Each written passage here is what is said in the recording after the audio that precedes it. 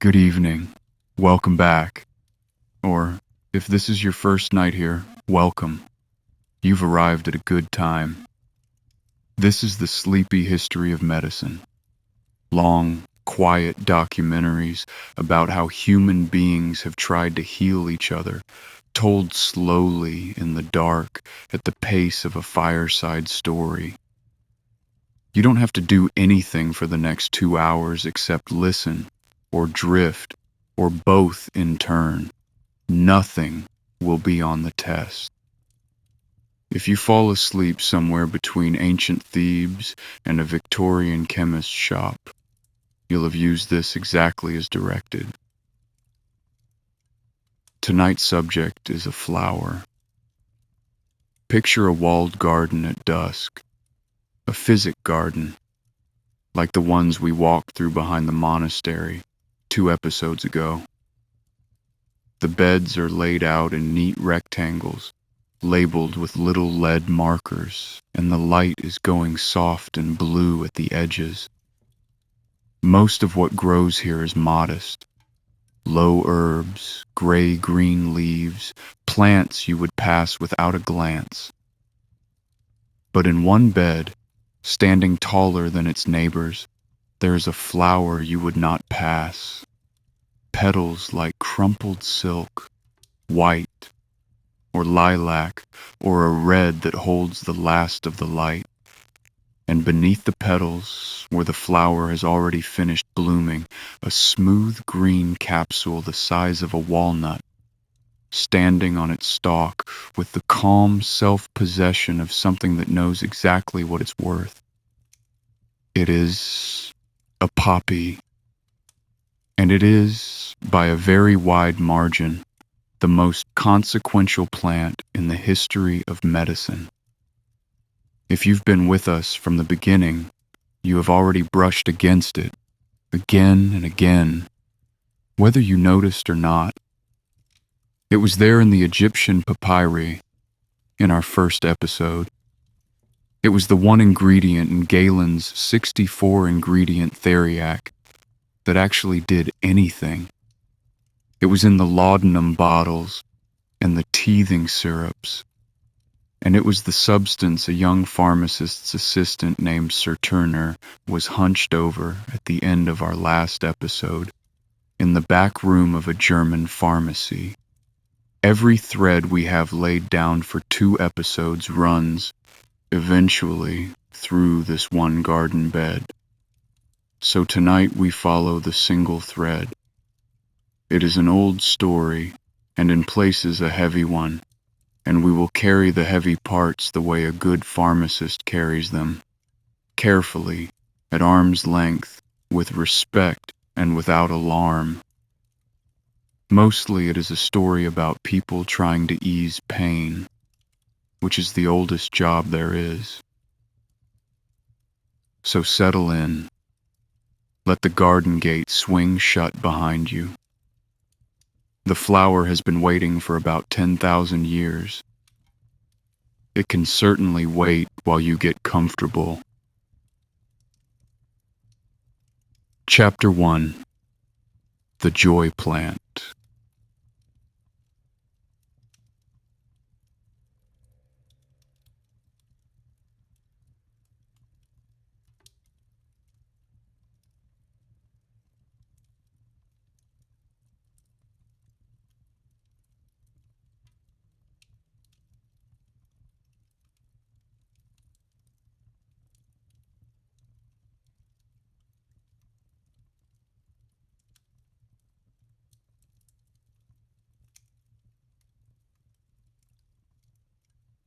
Begin with the flower itself, because the flower is genuinely strange. Papaver somniferum, the sleep-bearing poppy, botany's least mysterious piece of naming, is, for most of its short life, an entirely ordinary garden annual. It sprouts from a seed so small that 100 of them fit on a teaspoon. The same seeds, incidentally, that sit blamelessly on top of your breakfast roll. It grows waist-high, puts out soft, toothed, cabbage-colored leaves and produces one of the loveliest flowers in cultivation. 4 petals of crumpled tissue silk that last only a day or two, as if the plant could not quite believe its own extravagance and thought better of it. Gardeners have grown it for the flower alone for thousands of years. Bakers have grown it for the seeds. It asks for nothing. Poor soil, little water, any temperate sun will do. And then the petals drop, and the strangeness begins. What's left behind is the capsule, that smooth green pod, crowned with a little pleated roof like a pepper pot lid. Inside it, while the seeds ripen, the plant manufactures something found almost nowhere else in nature. A milky latex, thick and white, laced with a family of chemicals that happen to fit with uncanny lock and key precision. Receptors in the human nervous system. The plant, of course, knows nothing of this. The chemistry is its own affair, a defense, most likely, against being eaten. But by pure biochemical coincidence, this one unassuming annual carries within its seed pod the ability to quiet pain, to still a cough, to slow the racing mind, and inseparably, in the same milk, from the same pod, the ability to do great harm, remedy and poison in a single vessel. If you remember one Greek word from our last episode, you remember pharmakon. And you can see why tonight we could hardly talk about anything else. No substance on earth has ever lived inside that word so completely. Humans noticed early, startlingly early. In the 1850s, when Swiss lakes fell during a dry winter, the muddy shallows gave up the remains of prehistoric villages. Houses on wooden piles, preserved in the airless ooze for thousands of years, along with their owners' rubbish, which is the great gift archaeology keeps giving us. Other people's kitchens. Among the wheat and the flax and the apple cores, the lake mud held poppy seeds and poppy capsules from cultivated poppies tended on purpose more than 5,000 years ago. Which means the sleep-bearing poppy is not some late arrival to the human story. It was there in the first gardens we ever planted, alongside bread and linen, one of the founding crops of settled life. What those lake dwellers used it for, food, oil, medicine, comfort, some or all of the above, the mud declines to say. Mud is discreet, but they grew it and kept growing it, and it has never once been out of cultivation since. When writing begins, in Mesopotamia, the poppy is, perhaps, already there. And here we owe you the kind of small confession this series enjoys making. If you have ever read an article about opium, and the internet is thickly sown with them, you have probably met the claim that the ancient Sumerians called the poppy hul gil the joy plant 5,000 years ago. It's a wonderful detail. It is on posters and in textbooks, and it has opened 1,000 documentaries, though not, you'll notice, this one. Because when Assyriologists, the people who actually read cuneiform for a living, went back to the tablets, the story wobbled. The reading is disputed, the tablet is late, not early, and the plant in question may not be the poppy at all. The joy plant, in other words, Maybe a joy mirage, one of those facts too pleasing to check. We've met its cousins before, the smoke that wasn't blown. In our first episode, the quote that wasn't said. Tonight we simply set it, gently, on the shelf of stories too good to be true, and note the honest version underneath. Mesopotamian medicine knew and used a great many plants. The poppy was moving through the ancient Near East in this period. Of that, the archaeology is confident. And somebody in some language surely had an affectionate name for it. We just can't prove it was that one. In Egypt, the trail firms up underfoot. Egyptian doctors whose papyri we leafed through in our very first episode knew the poppy well. The Great Eber's Papyrus, that 70-foot scroll of 800 remedies, includes it among its ingredients, and one use in particular has become famous. The poppy given, as we noted in our first episode, to soothe crying children. The most quoted version of the prescription pairs it, in the Egyptian manner, with an ingredient from a wasp, and directs it be strained and given for 4 days to quiet a child who cries too much. We'll say now what we said then, at the same careful distance. It almost certainly worked, which is exactly the trouble. And generations of exhausted parents across the next 4,000 years would reach for versions of that same remedy. A bottle of it will be waiting for us, with a Victorian label on it, a few chapters from now. The Egyptians were not casual about such things. Their prescriptions came with doses and durations, and their poppies came, increasingly, from serious cultivation. In the later classical world, the poppy fields around Thebes were famous enough that a preparation of Egyptian opium was named for the city, Thebacum. And to this day, one of the minor chemicals in the poppy's milk carries the name thebaine. There are worse monuments. Most cities get a cathedral. Thebes got a molecule. But it was the Greeks, the same Greeks who gave us the word pharmakon, who told us, without meaning to, exactly what they thought this plant was. They told us in their myths, which is where the ancient world kept its filing system. Consider where the poppy appears. Nyx, the goddess of night, wears a crown of poppies. Her son Hypnos, the god of sleep, carries them. His quiet house, the poet said, was surrounded by them, nodding at the door. Hypnos has a twin brother, Thanatos, death.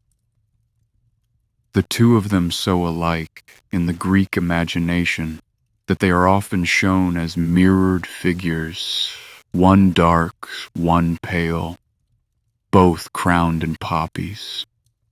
And Hypnos, in turn, has a son, Morpheus, the god of dreams, the shaper of the visions that visit sleeping minds.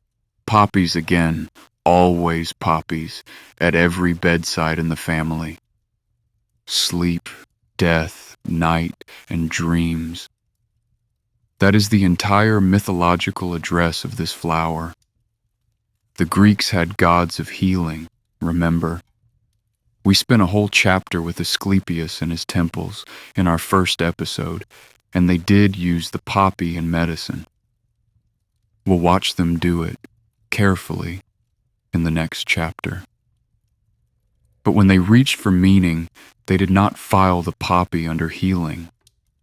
They filed it under night, under the family of things that come for us gently in the dark and take us somewhere else.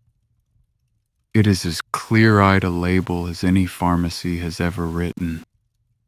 4,000 years before anyone isolated a single alkaloid, The myth-makers had already understood that this plant's gift and its danger were the same thing. It does not cure you of anything. It carries you away. And one of those divine names, of course, is waiting at the far end of our story.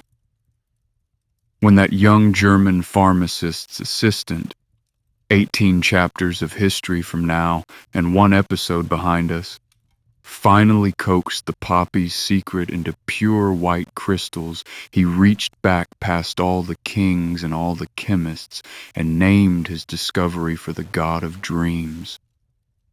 Morphine. The myth got there first. The chemistry just confirmed it. So the ancient world, by its close, holds the poppy in both hands. In one hand, a garden crop, a seed for bread, a medicine with doses and instructions, a famous export of Egyptian fields. In the other, a flower belonging to Night and her children, approached with a respect shading into wariness. Both hands at once.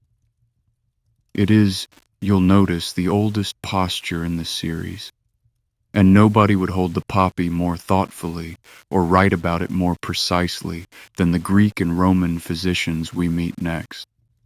A man who described how to gather the poppy's milk with the care of a jeweler, and another who fed it to emperors. The ancients are about to stop telling myths about this plant and start writing prescriptions. Chapter 2. The Juice.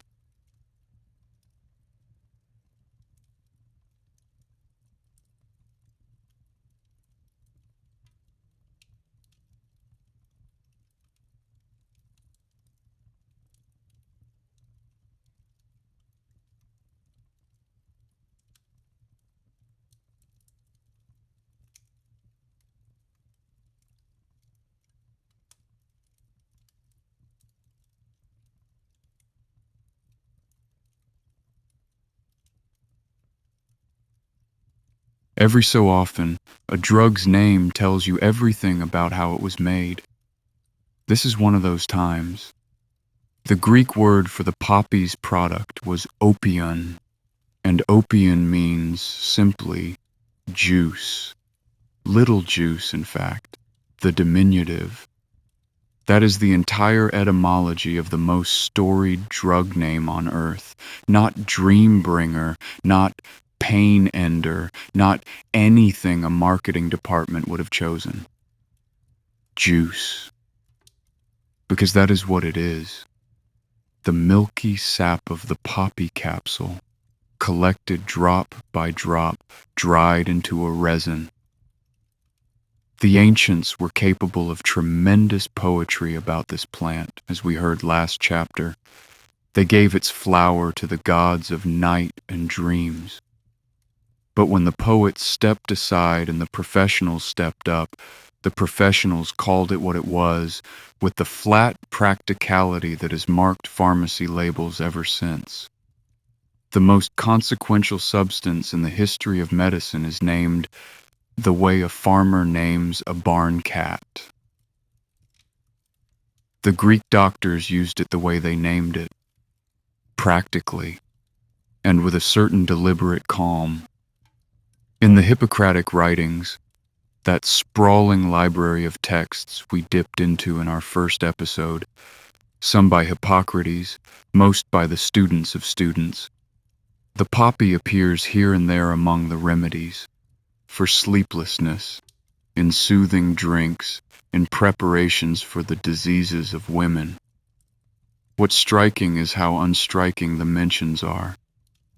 No awe, no warnings in capital letters, just one useful ingredient among hundreds, listed between honey and hellebore, dosed and moved past. The Hippocratics, you'll remember, were the great de-dramatizers of medicine. Diseases came from nature, not from angry gods.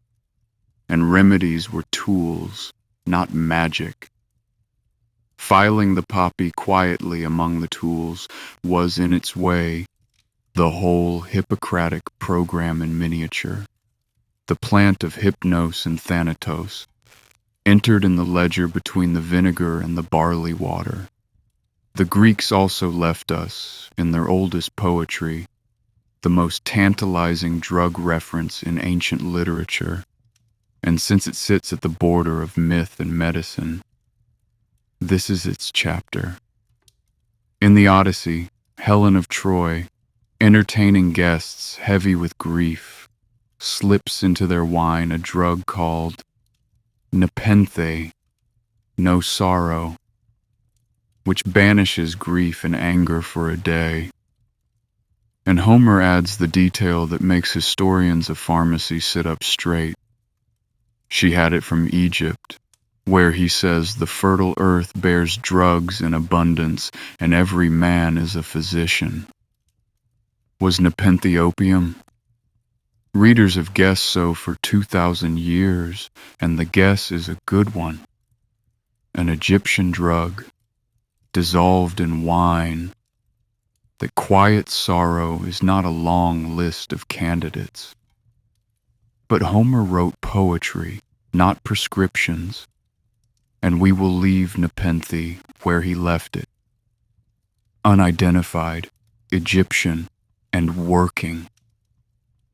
What the passage proves is not what the drug was, but what the Greeks already believed in the 8th century BC, that for the heaviest sorrows there might be something in a cup, and that the people who would know were the Egyptians whose poppy fields we visited last chapter.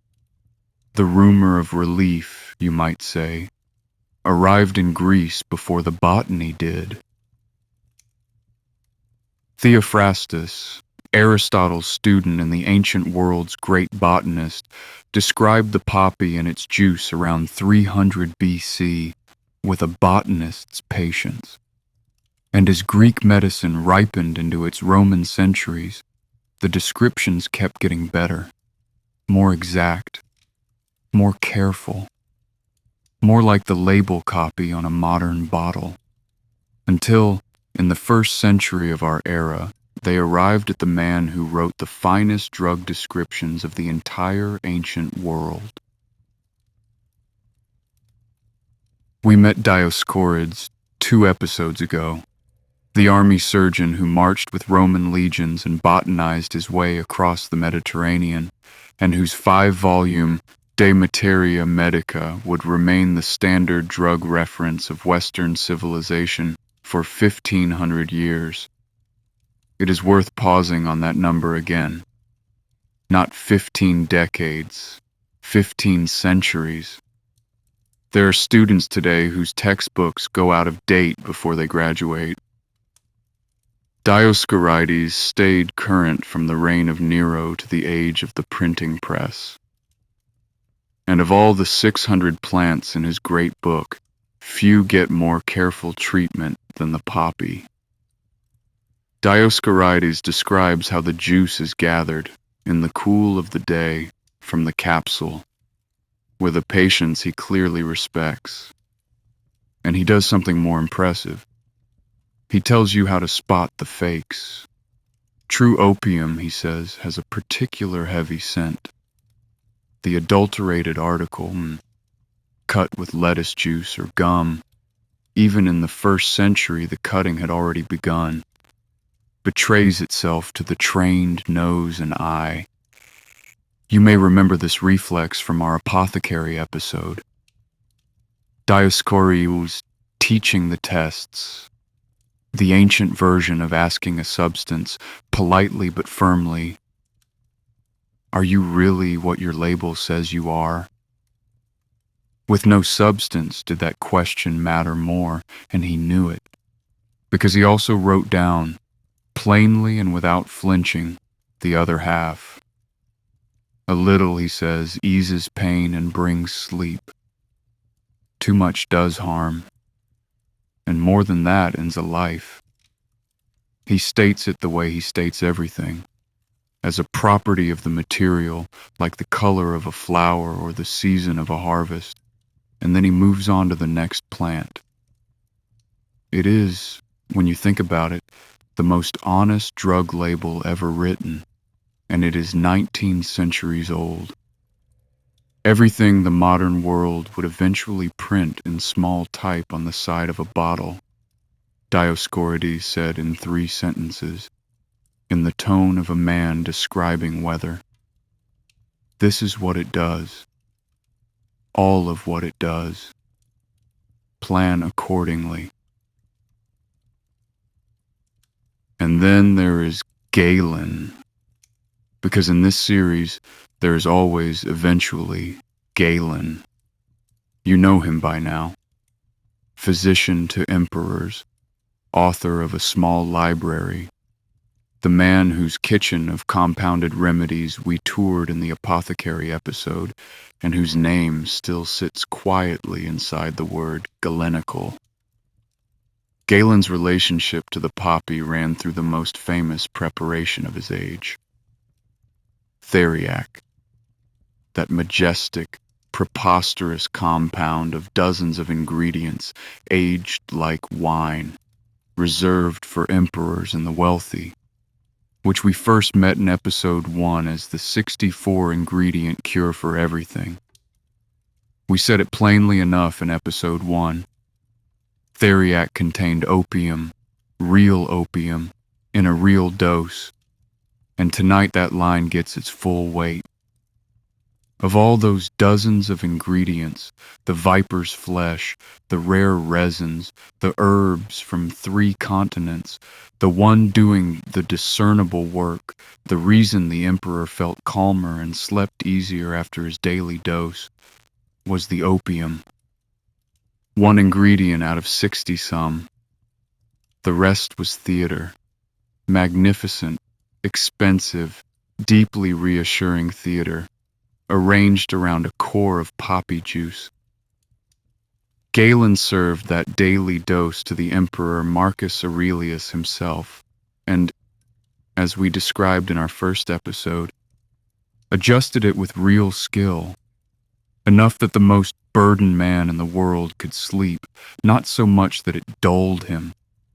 And when the Emperor found it made him drowsy at his duties, the dose came down. It may be the first well-documented case in history of a physician carefully managing a powerful sedative for a patient over years. Titration, we called it then, and the word still fits. Whatever else one says about theriac, at the very top of Roman society, the poppy was being handled with something like modern care. Elsewhere, it was simply being handled. Roman households kept poppy preparations the way later households would keep laudanum, for pain, for coughs, for the long nights. The poppy grew in Roman gardens and appeared on Roman coins. Somnus, the Roman hypnos, kept his crown of capsules. And the Roman world, like the Greek, mostly declined to panic about any of it. They knew what it was. Their own word for the wariness was already on file. Pharmacon, remedy and poison. The word we keep returning to because the ancients kept returning to it. The poppy was the word made visible, and they treated it accordingly, with use, and with respect, and without much drama. It is worth saying clearly what the ancient world had achieved by the time it closed, because we are about to watch much of it be forgotten and slowly relearned. By the end of the classical era, medicine possessed an accurate botanical description of the poppy, a sound method for collecting and testing its juice, a clear, written understanding that the same substance eased pain at one amount and ended life at another, and worked examples of careful, adjusted, long-term dosing. That is not a bad summary of safe practice, and it was on the shelf, in Dioscorides, in Galen, before the year 200. What the ancient world did not have was anywhere to keep all this safe. When Rome's libraries burned or moldered, the poppy's careful instruction manual moldered with them. In Western Europe, the centuries after Rome would keep the plant, but lose much of the precision. The monastery gardens we visited last episode grew poppies among their simples, and the infirmarians used them. But the great systematic pharmacy of Dioscorides and Galen survived mostly as fragments and copies of copies. The full library went east. It was translated, argued with, tested, and improved in a city we have visited before. A city of paper mills and hospitals and the world's first true pharmacies, where the poppy would be weighed out by licensed professionals and written up by the most influential physicians of the medieval world. The juice was about to get its second civilization. Chapter 3. The Physicians of Baghdad.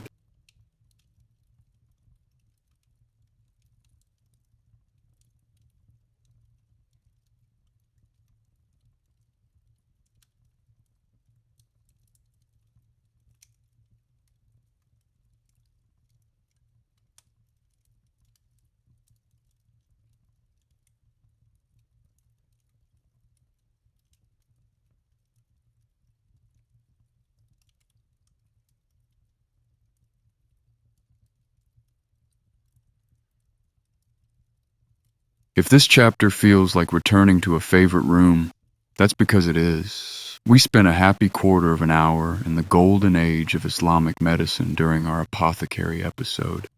8th century Baghdad, the round city on the Tigris, with its house of wisdom and its paper mills, its hospitals with wards and pharmacies attached, and its saidala, the drug shops that were licensed, inspected, and staffed by a new kind of professional who was neither physician nor merchant, but something in between.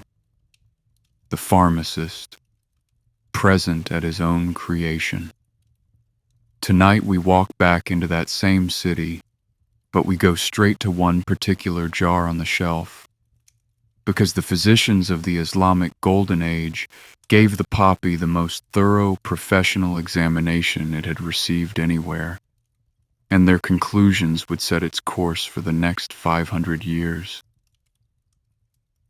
Begin with the books, because Baghdad always began with the books. The great translation movement, Greek medicine carried into Arabic, often by way of Syriac, by salaried scholars working from manuscripts hunted across 3 continents, brought Dioscorides and Galen to the Tigris in full. Everything the ancient world had learned about the poppy, everything we heard last chapter, the harvest, the tests for purity, the honest 3-sentence label, arrived intact, was copied beautifully, and then received the treatment that Golden Age scholarship gave everything. It was checked. Al-Razi raises to the Latin West, the great clinician we met last episode, the man who ran hospitals in Baghdad and wrote the first careful description of smallpox, kept case notes the way modern doctors keep charts. In his enormous notebooks, opium appears as a working tool for pain that nothing else would touch, for the cough that tears sleep apart, for the patient who simply must rest to have any chance at all. And it appears with judgment attached. This much helps, this much clouds, the very old always need less. He was not copying Galen, he was checking Galen against the ward. Where the ancients had written properties, Al-Razi wrote experience. And then, A generation or two later came the man who organized everything. Ibn Sina, Avicenna, whose canon of medicine would rule the medical schools of both the Islamic world and Christian Europe into the 17th century, gave opium its formal, systematic entry. He called it the most powerful of the stupefacient, the substances that quiet sensation, and his account reads like a synthesis of everything the tradition knew.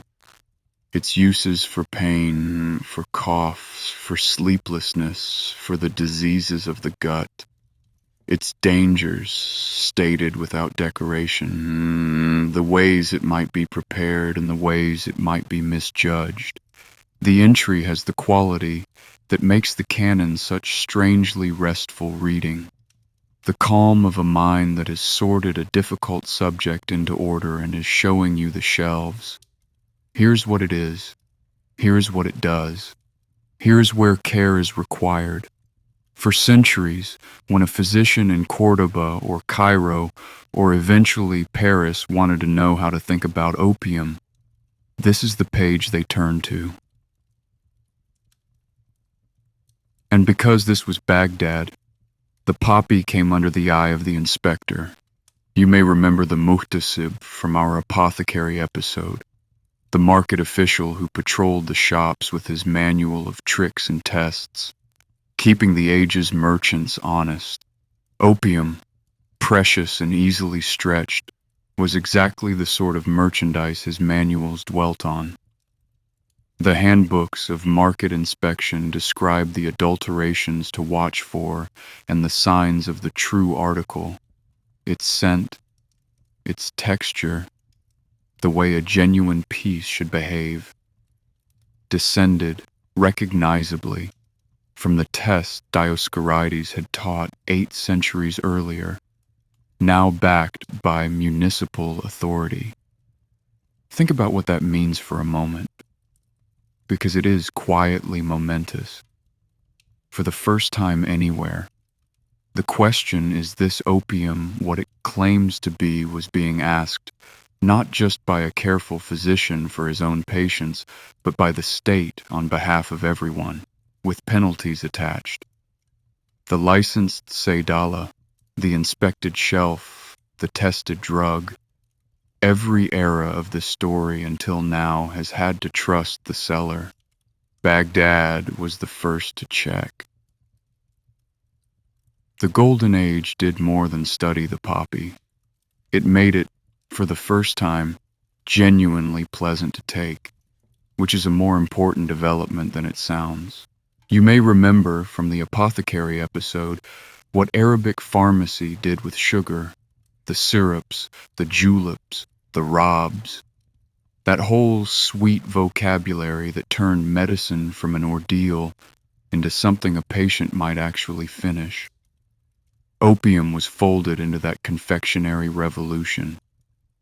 It went into syrups for coughs, into electuaries, those soft honeyed pastes for pain, into carefully compounded theriacs, for the great tradition of imperial cure-alls did not die with Rome. It simply moved east and got better ingredients.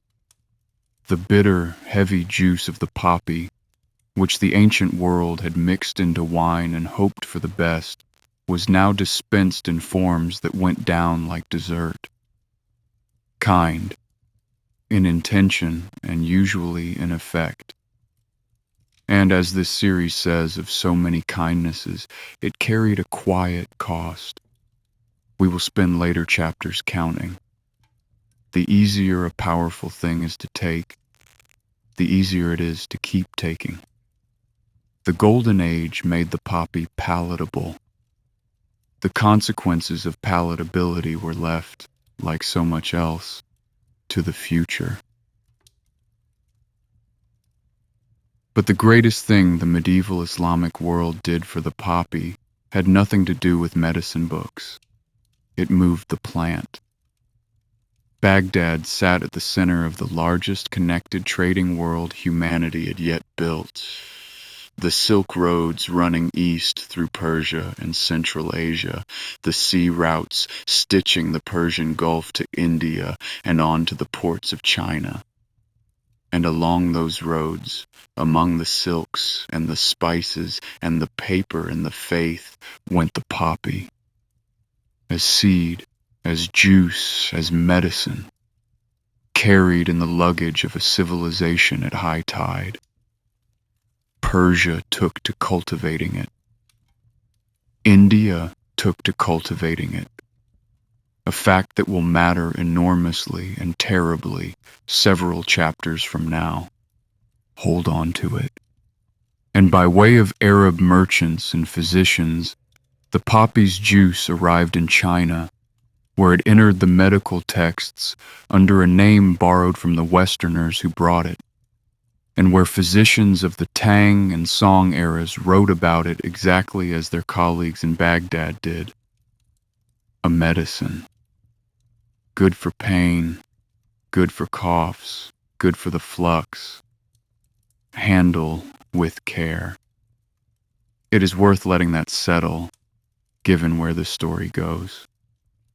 Opium arrived in China the way it arrived everywhere, quietly, respectably, in the medicine chest. And it lived there, as a minor and unremarkable drug among thousands in the Chinese pharmacopoeia, for the better part of a millennium. Nothing in this chapter's world hints at what the 19th century will do. The roads that carried the poppy east were the same roads that carried everything else civilizations exchange. And the exchange in this era ran on mutual appetite and mutual profit, and came to rest, mostly, on pharmacy shelves. The poppy now grew from the Atlantic coast of Spain to the valleys of China, planted all along the way by people who wanted its medicine. The map was drawn. What history would eventually route across that map, no one in Baghdad could have imagined. And it is one of the quiet mercies of living inside history, rather than at the end of it, that you cannot see which of your gifts will be turned into weapons. Europe, meanwhile, received all of this the way Europe received most things in those centuries, late, in Latin, and gradually. The canon entered the medical schools. Dioscorides came back west wearing Arabic annotations, and the poppy resumed its place on the European shelf. In the monastery gardens we walked through last episode, in the spiced wine and herb sleeping draughts of the medieval surgeons, in the apothecary shops with their carved dragons and majolica jars. By the close of the Middle Ages, opium was once again what it had been under Rome, a respected, slightly wary entry in the professional's book. What it needed to become the drug of the modern world was a promoter, someone loud, someone with a genius for the memorable phrase and a bottomless contempt for the old authorities, someone who would pull the poppy out of the pharmacopoeia's quiet middle pages and declare it repeatedly at volume all over Europe the greatest remedy on earth, and who would leave its most famous preparation stuck to his name like a burr. Medicine was about to meet its strangest genius, and the poppy was about to meet its press agent. Chapter 4: The Stone of Immortality.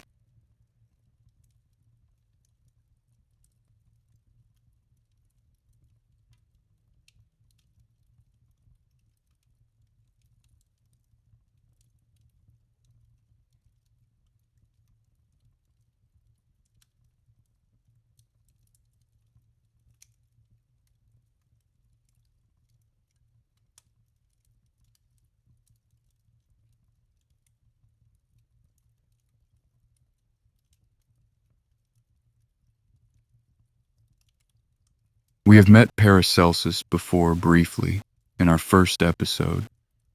He is the man behind the single most important sentence in the history of pharmacy, the one this series quotes like scripture, "The dose makes the poison." Tonight he gets his full entrance because the strange, stormy, unforgettable Swiss physician who wrote pharmacy's golden rule also, and not coincidentally, carried its most dangerous exception in his saddlebag. Paracelsus, born Theophrastus Bombastus von Hohenheim, around 1493, and yes, Bombastus really was in his name, a gift to his critics that keeps giving 5 centuries later, spent his life at war with the medical establishment. He lectured in German instead of Latin, so that barbers and bathkeepers could understand him. He is said to have burned the books of Galen and Avicenna publicly at the midsummer bonfire in front of his scandalized students, the 2 authors we have just spent 2 chapters admiring into the fire, because in his view, medicine had spent 1,000 years reading when it should have been looking. He was arrogant, quarrelsome, itinerant, frequently unemployed, and this is the uncomfortable part for everyone who has enjoyed disliking him. Right about a remarkable number of things. Chemistry belonged in medicine. Miners' diseases came from the mines. Wounds healed better clean than packed with ointments. And the dose makes the poison. Wherever he went, and he went everywhere, Basel to Salzburg, tramping between courts and towns with his sword and his temper, he carried his own remedies, secret ones, compounded by his own hand. And the one his followers whispered about, the one bound up with his legend, were the pills he was said to reach for when a case seemed hopeless. Pills his tradition called, with no modesty whatsoever, the stones of immortality. They were said to work wonders. And they were said, later, by the followers who wrote his legend down, to contain, beneath the gold leaf and the crushed pearls and the mystification, opium. Now, honesty compels the confession the series enjoys making. The recipes are murky, the reports are second-hand, and scholars still argue about what Paracelsus's own preparations actually contained. Some of what he called laudanum may have had little poppy in it at all. The legend is tidier than the ledger, as usual. But the legend is the point.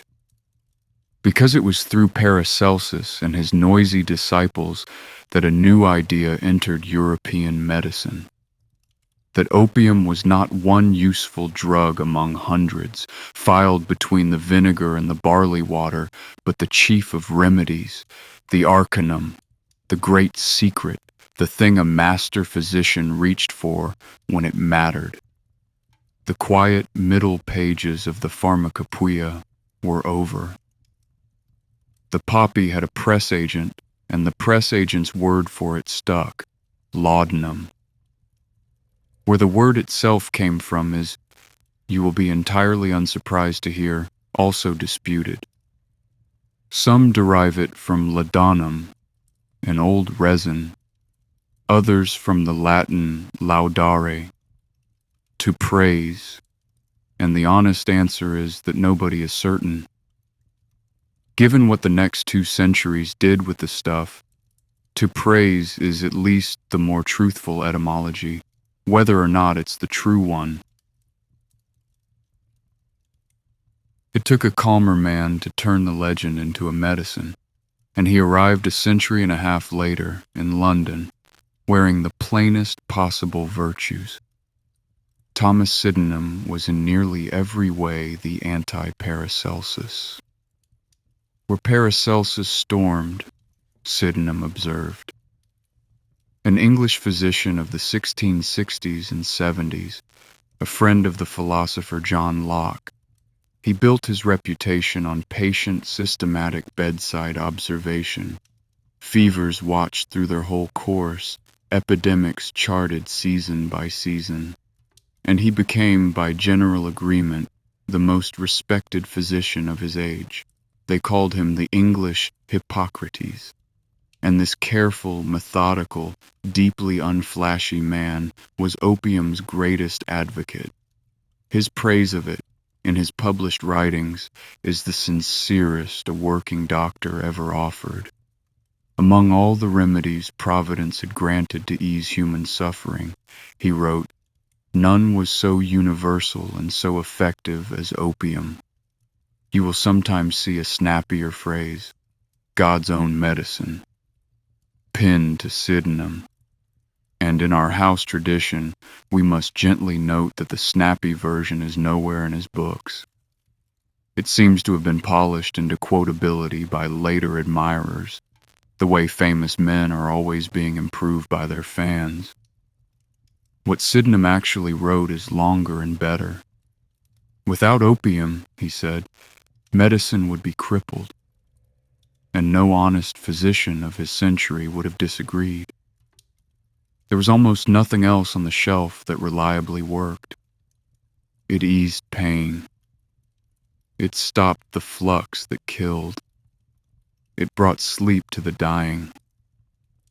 In a medical world still bleeding and purging its patients, you remember the humoral theory from episode 1 and where it led. Opium was very nearly the only mercy in the bag.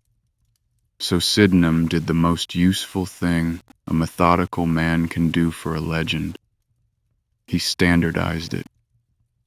His laudanum was a recipe. Published, repeatable, no arcana, no gold leaf. Opium, dissolved in good sherry wine, with saffron and cinnamon and cloves. Read that again slowly because it is one of the loveliest formulas in the old pharmacopoeia. Sherry, saffron, cinnamon, cloves. It sounds less like a drug than like Christmas in a bottle. And that was partly the point. The spices covered the bitterness. The wine carried the dose, and the whole was measured in drops, from a dropper with numbers a physician could write down and another physician could follow. Where Paracelsus had a secret, Sydenham had a recipe, and in pharmacy, the recipe wins every time.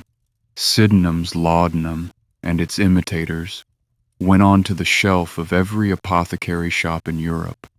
One more glazed jar among the hundreds we walk past in episode 2, dispensed by the drum alongside the theriac and the syrups. The medical literature that grew up around the standardized drop makes wonderful reading, and one book deserves its moment by the fire. In 1700, a Welsh physician named John Jones published The Mysteries of Opium Revealed, the first full English book devoted to the drug, and it is the whole coming century in one binding. Jones praises opium for page after rolling page, in terms that would make a modern regulator faint. And then, in the same volume, with the same fussy thoroughness, he sets down one of the earliest clear clinical descriptions of what long use does, the need that grows and the distress, described organ by organ, that follows when a long accustomed dose is stopped. Praise in the front of the book, warning in the back, and no sense anywhere that the two halves might need to be reconciled, because to Jones and his century they didn't. Both were simply properties of the material, to be noted honestly, like Dioscorides noting the color of a flower. The 18th century knew, in print, by 1700, Nearly everything about opium that the 19th would be devastated to discover. It just filed the knowledge calmly and kept prescribing. And if that sounds like folly, hold the thought until you hear what was actually on the rest of the shelf.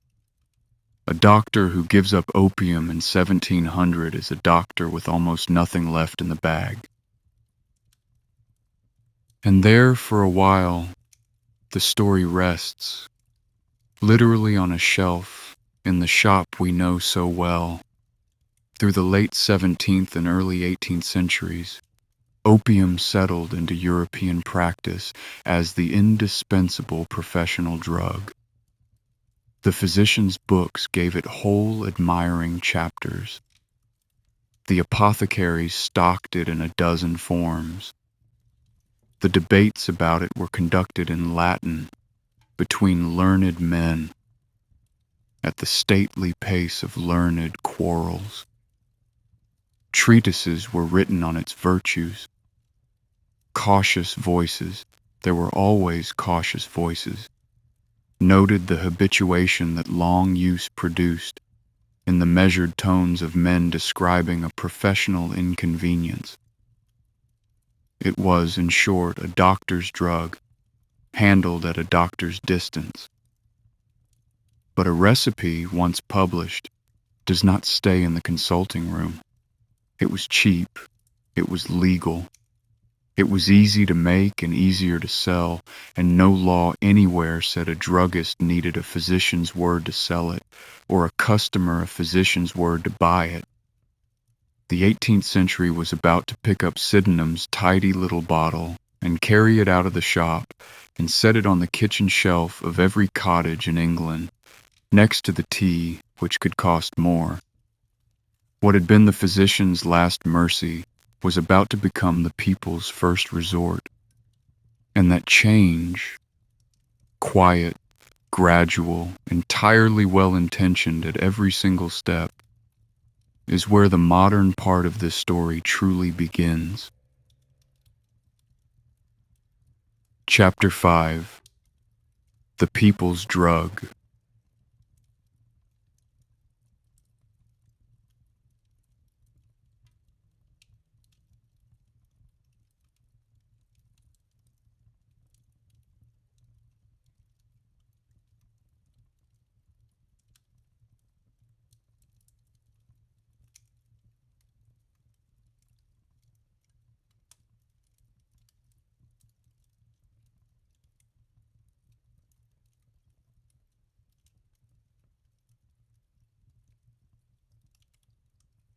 Every chapter so far has kept the poppy in professional hands. Priests, physicians, pharmacists, the licensed and the learned. This chapter is different, and it is the hinge of the whole evening. This is the chapter where opium goes home with everybody. Walk into an English chemist's shop in, say, 1840. We toured this room in episode 2, the mahogany counter, the show globes, the rows of labeled drawers, and asked what you could buy for a penny. The answer in almost any town in the country included laudanum. No prescription. There were as yet no prescriptions in the legal sense. No questions beyond the shopman's discretion. A penny's worth of laudanum, 20 or 25 drops, sold as readily as tea or thread and sold everywhere. Not just at the chemist's, but at the grocer's, the draper's, the village shop that sold everything else. By mid-century, England was importing scores of tons of opium a year, and the overwhelming majority of it was drunk in drops by ordinary people, at home, for reasons that will break your heart precisely because they are so reasonable. Here's who was buying, and why.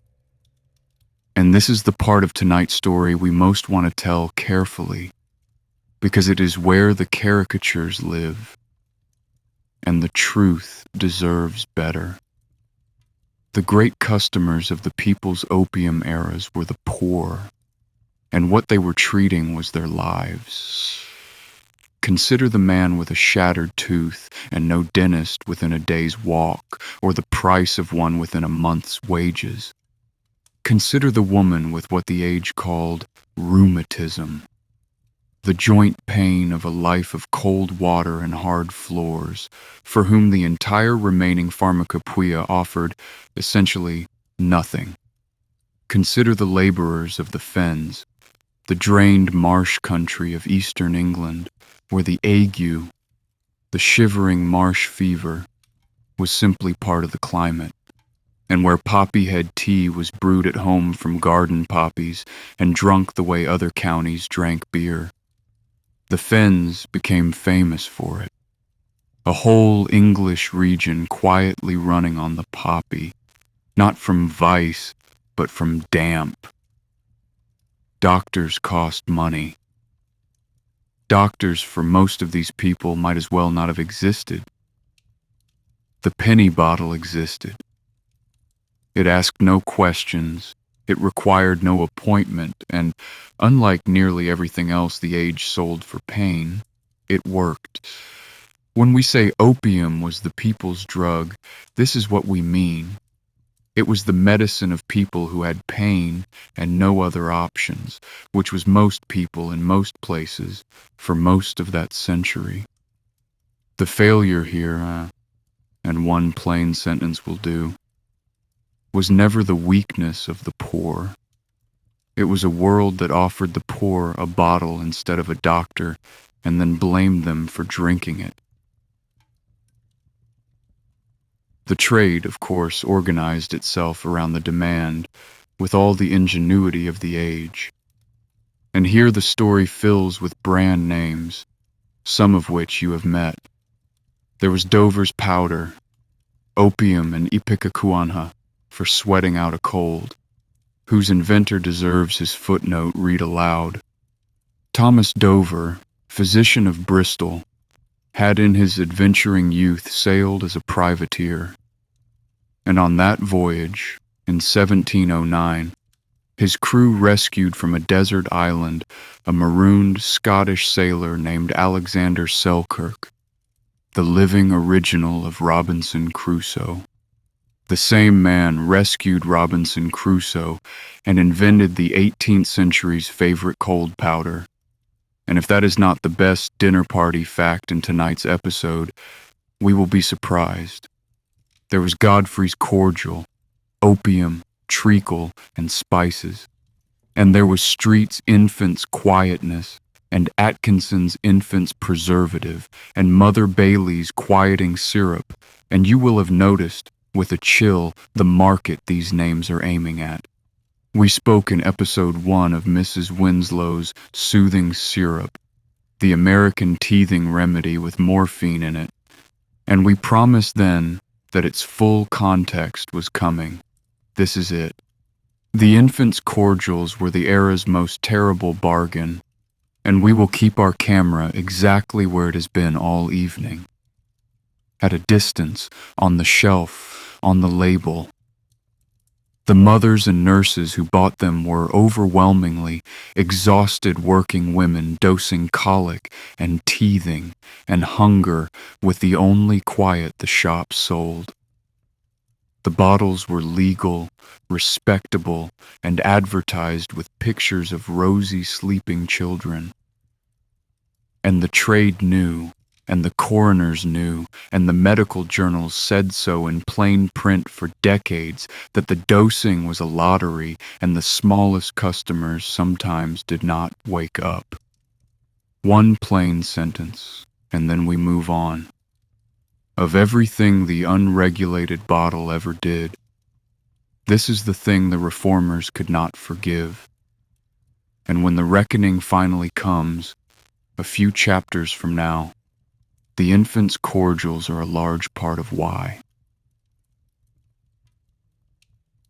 And if you want the flavor of the trade at the counter itself, listen to the forms it took. Because the Victorian pharmacopoeia turned the poppy into an entire product line and the inventory reads, In our house tradition, like a lullaby, there was laudanum, the tincture, sold in drops. There was paregoric, camphorated tincture, gentler for coughs, spoon to children and the elderly alike. There were opium pills and opiate lozenges sold loose from jars like sweets. Opium plasters spread on brown paper and pressed to an aching back. Opiate liniments for rubbing. Opiate enemas, about which the less said the better at this hour. And the black drop, a vinegar preparation reckoned 4 times the strength of laudanum, for customers past the reach of ordinary drops. Every one of them stood on the open shelf of the shop we toured in episode 2, next to the tooth tinctures and the liver pills, wrapped in the same paper, rung up in the same till. The chemist who sold them was no cynic either. The good ones rationed their known regulars, refused the obviously desperate, and quietly watered the drops of customers they worried for. Small, private acts of stewardship, decades ahead of any law requiring them, performed at the same counter where the night bell hung.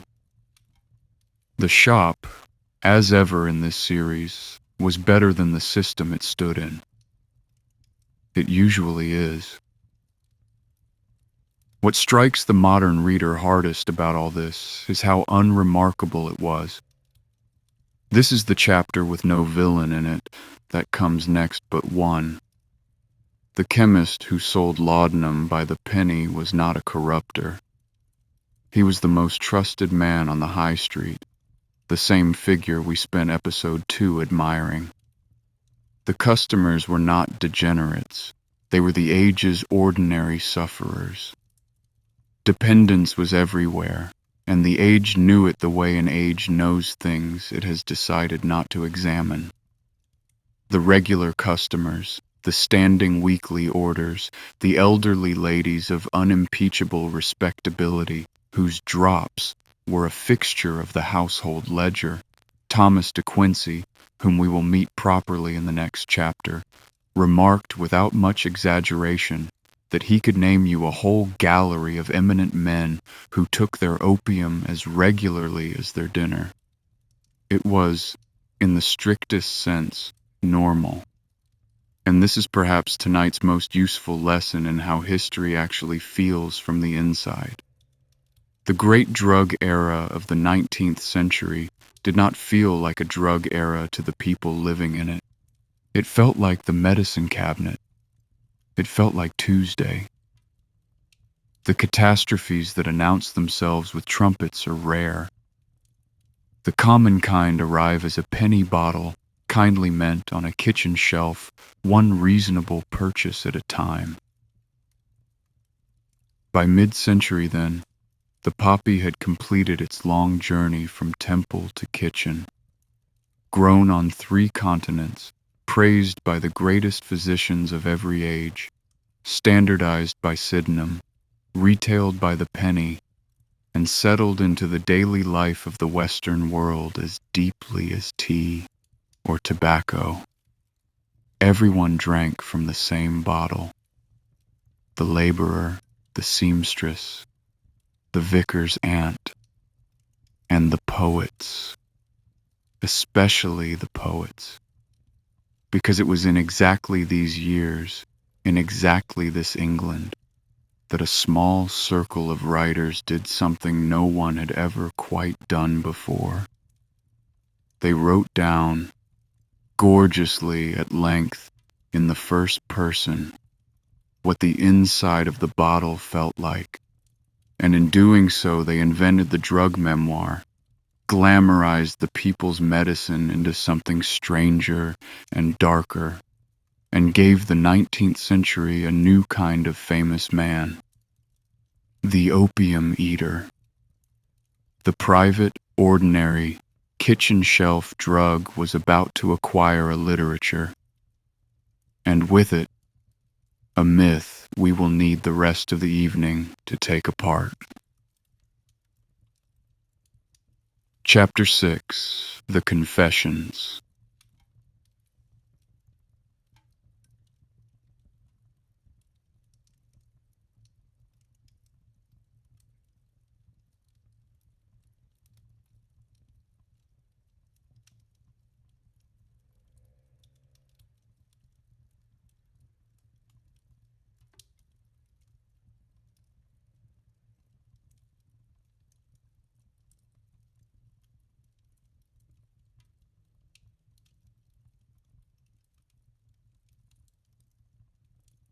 In the autumn of 1821, readers of the London magazine opened their new issue to find an anonymous essay with a title like a whispered secret: Confessions of an English Opium Eater.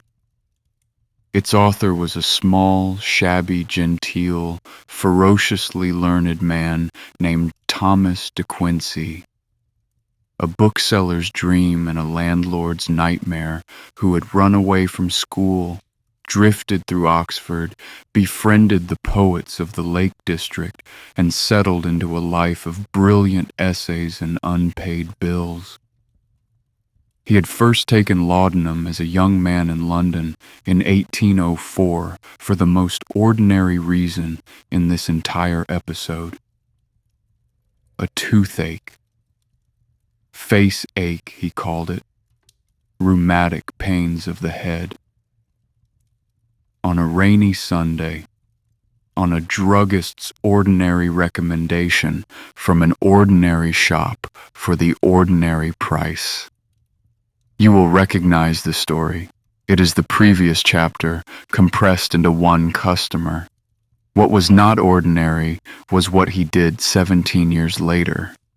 He wrote it all down, beautifully, and signed the age's private habit with his own initials. The confessions were a sensation. Nothing like them had appeared in English. A first-person account, unrepentant and gorgeously written, of what the inside of the people's medicine actually felt like. De Quincey described his opium evenings the way other men described Italian journeys. The heightened music at the opera, the long dream architecture of the nights, whole cities and centuries unfolding behind his closed eyes. He called the drug, in one of literature's most reckless phrases, a just, subtle, and mighty power, and wrote of the years when it seemed to him nothing less than the secret of happiness, purchasable for a penny and carried in the waistcoat pocket. The reading public was electrified. The book was reprinted, pirated, imitated, translated.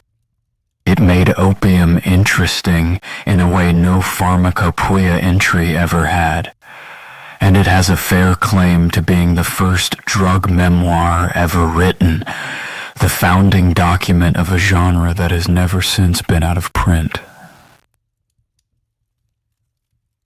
And here, having summarized the famous half of the book, we will do what the 19th century largely declined to do and read the second half, because the confessions do not end at the opera.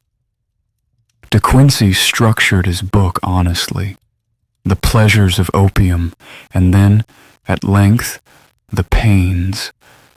And the pains make hard reading even at 2 centuries' distance.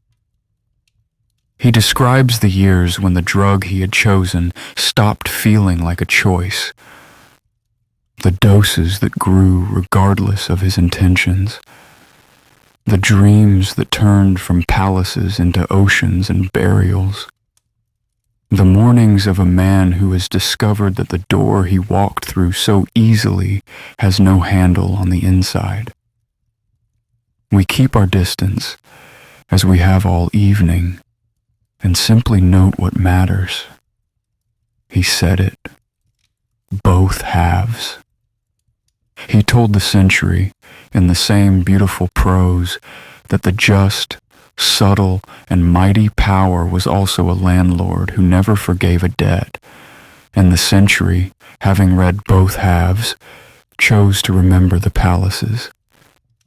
That is not De Quincey's fault exactly. It is a lesson about audiences, and it may be the most modern thing in tonight's episode. People take from a confession the half they were already hoping to hear. The confessions did not appear out of nowhere.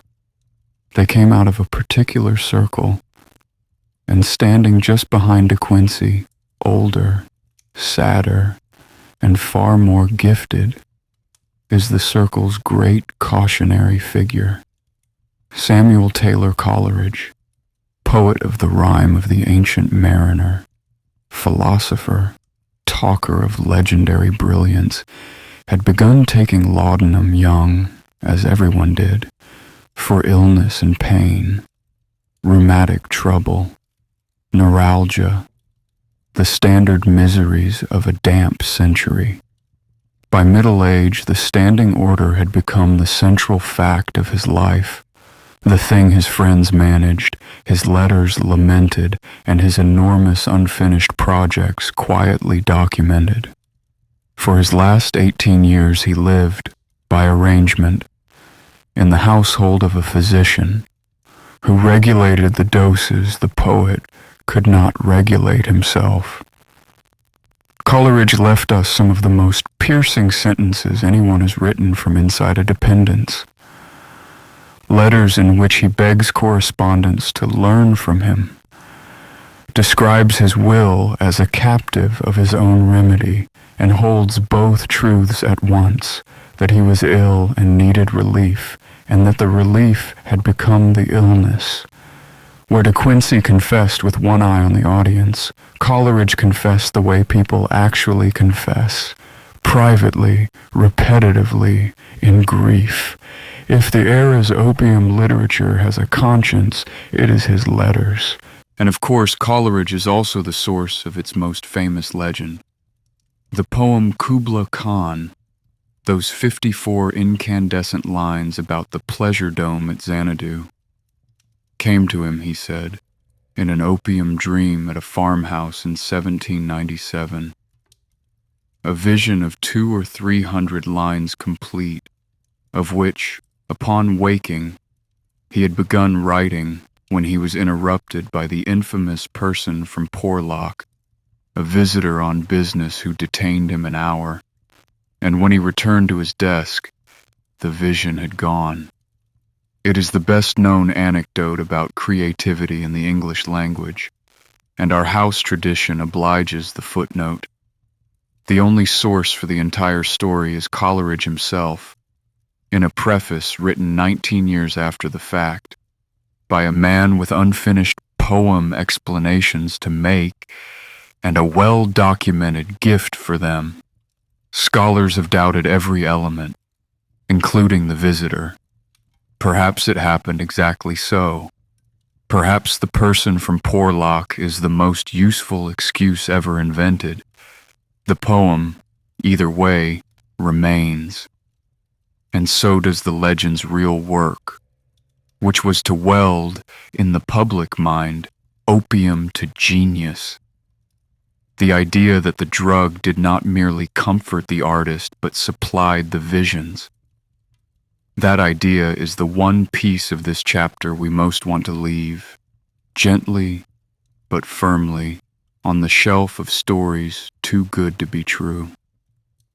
The visions were Coleridge's, the dome, the caverns, the damsel with the dulcimer. Those came from the most extraordinary reading mind of his generation. The drug took things from him, year over year, with compound interest. The century preferred to believe it had been paying him. The glamour was a lie the age told itself, and one plain sentence is enough. Opium never wrote a line of poetry. Poets did, sometimes for a while surviving their medicine. The circle was wider than these two, of course. The laudanum bottle stood on the writing desks of the age as commonly as the inkwell because it stood on everyone's desk. That was the last chapter's whole point. Elizabeth Barrett Browning took her drops for decades, prescribed from girlhood for pain and frailty, and managed, unlike her more famous colleagues in confession, to say almost nothing about it in public. Dependence, for a Victorian lady, being a thing one carried privately like the rest of one's health. Keats, a licensed apothecary before he was a poet, the only figure in tonight's story with a foot on both sides of the counter, filled his odes with the poppy's whole vocabulary, drowsy numbness and easeful death, written by a man who had dispensed the actual article.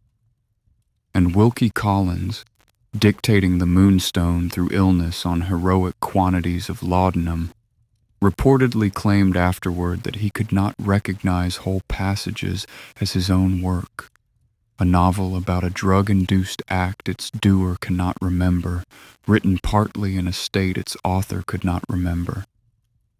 The 19th century did not lack a sense of irony, merely the will to act on it. The myth outlived them all. Through the century, the opium eater became a literary fixture, the doomed genius, the exquisite invalid. And the honest ledger of the thing sat unbalanced. For every waistcoat pocket rhapsody in print, there were the unglamorous multitudes of the previous chapter, the fens laborers and the dosed infants and the vicar's aunt, whose relationship to the same bottle generated no literature at all. Writers' habits made legend. Everyone else's made coroners' statistics. It is worth saying once, plainly, because it is still true of how we tell drug stories now. The famous confession is a lamplit corner of a very large, dark room.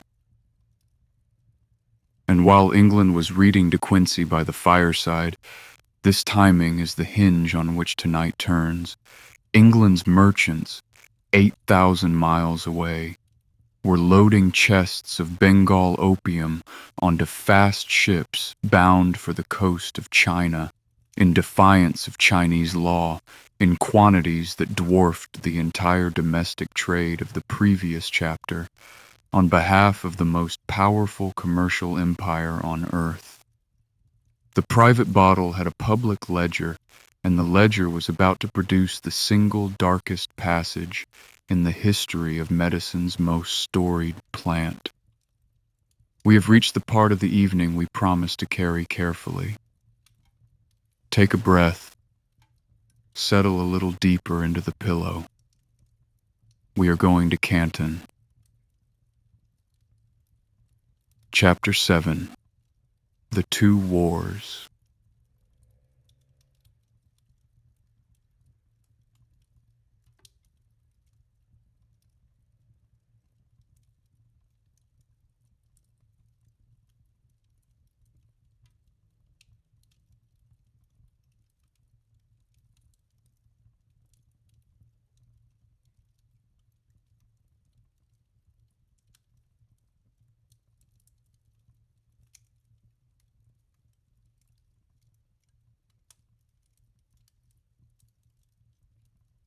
Every terrible thing in this chapter begins with a cup of tea.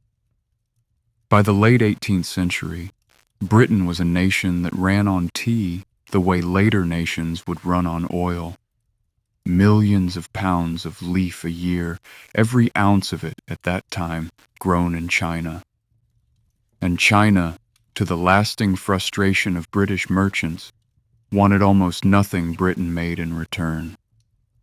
The Qing Empire regarded itself, with some justice, as self-sufficient. Trade was confined to the single port of Canton, under supervision, and the tea had to be paid for in the one thing China did accept: silver. Decade after decade, silver drained east. and London's merchants and ministers fretted over the imbalance in terms you have heard before. You may remember Pliny in our apothecary episode, complaining that Rome's appetite for Eastern remedies was bleeding the empire of silver. 18 centuries later, the ledger had simply reversed direction, and this time the remedy for the trade deficit would be a remedy. Because there was one commodity China's customers would buy, in defiance of their own emperor, in quantities that grew every single year it was offered.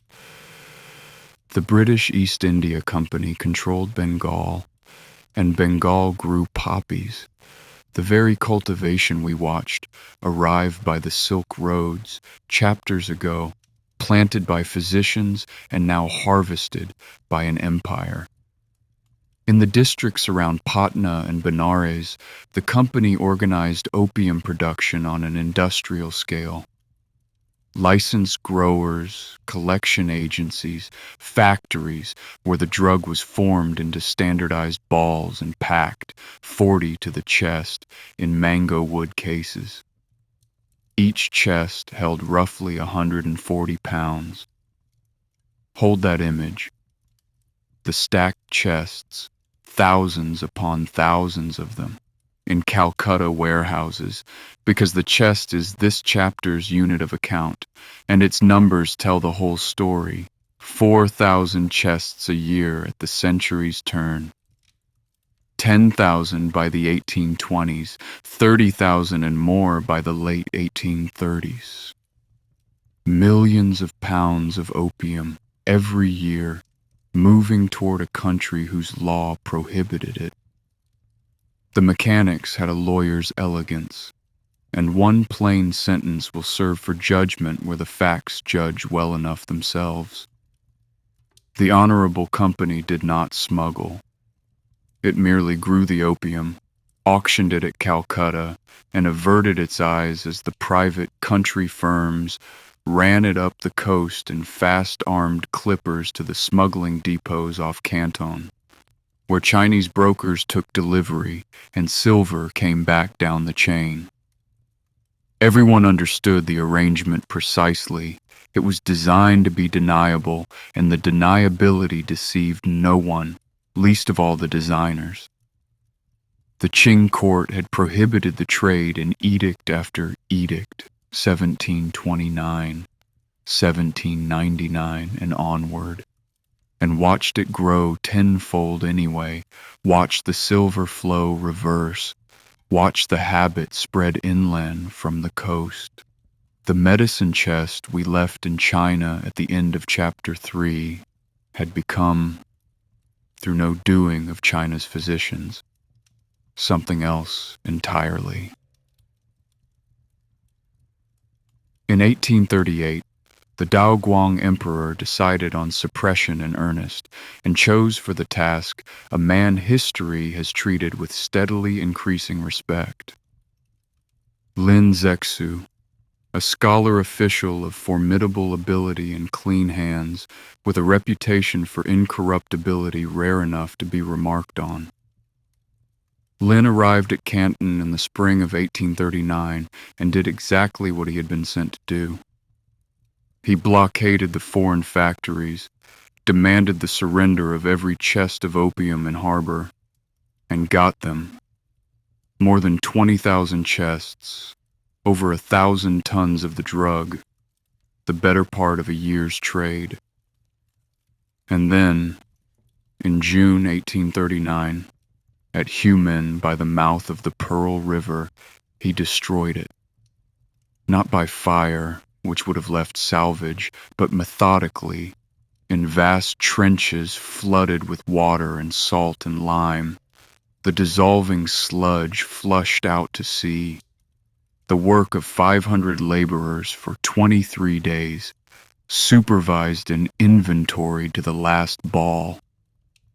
Lin, a scholar to his bones, paused first to compose a formal apology, a prayer to the spirit of the sea, asking forgiveness for what he was about to pour into it.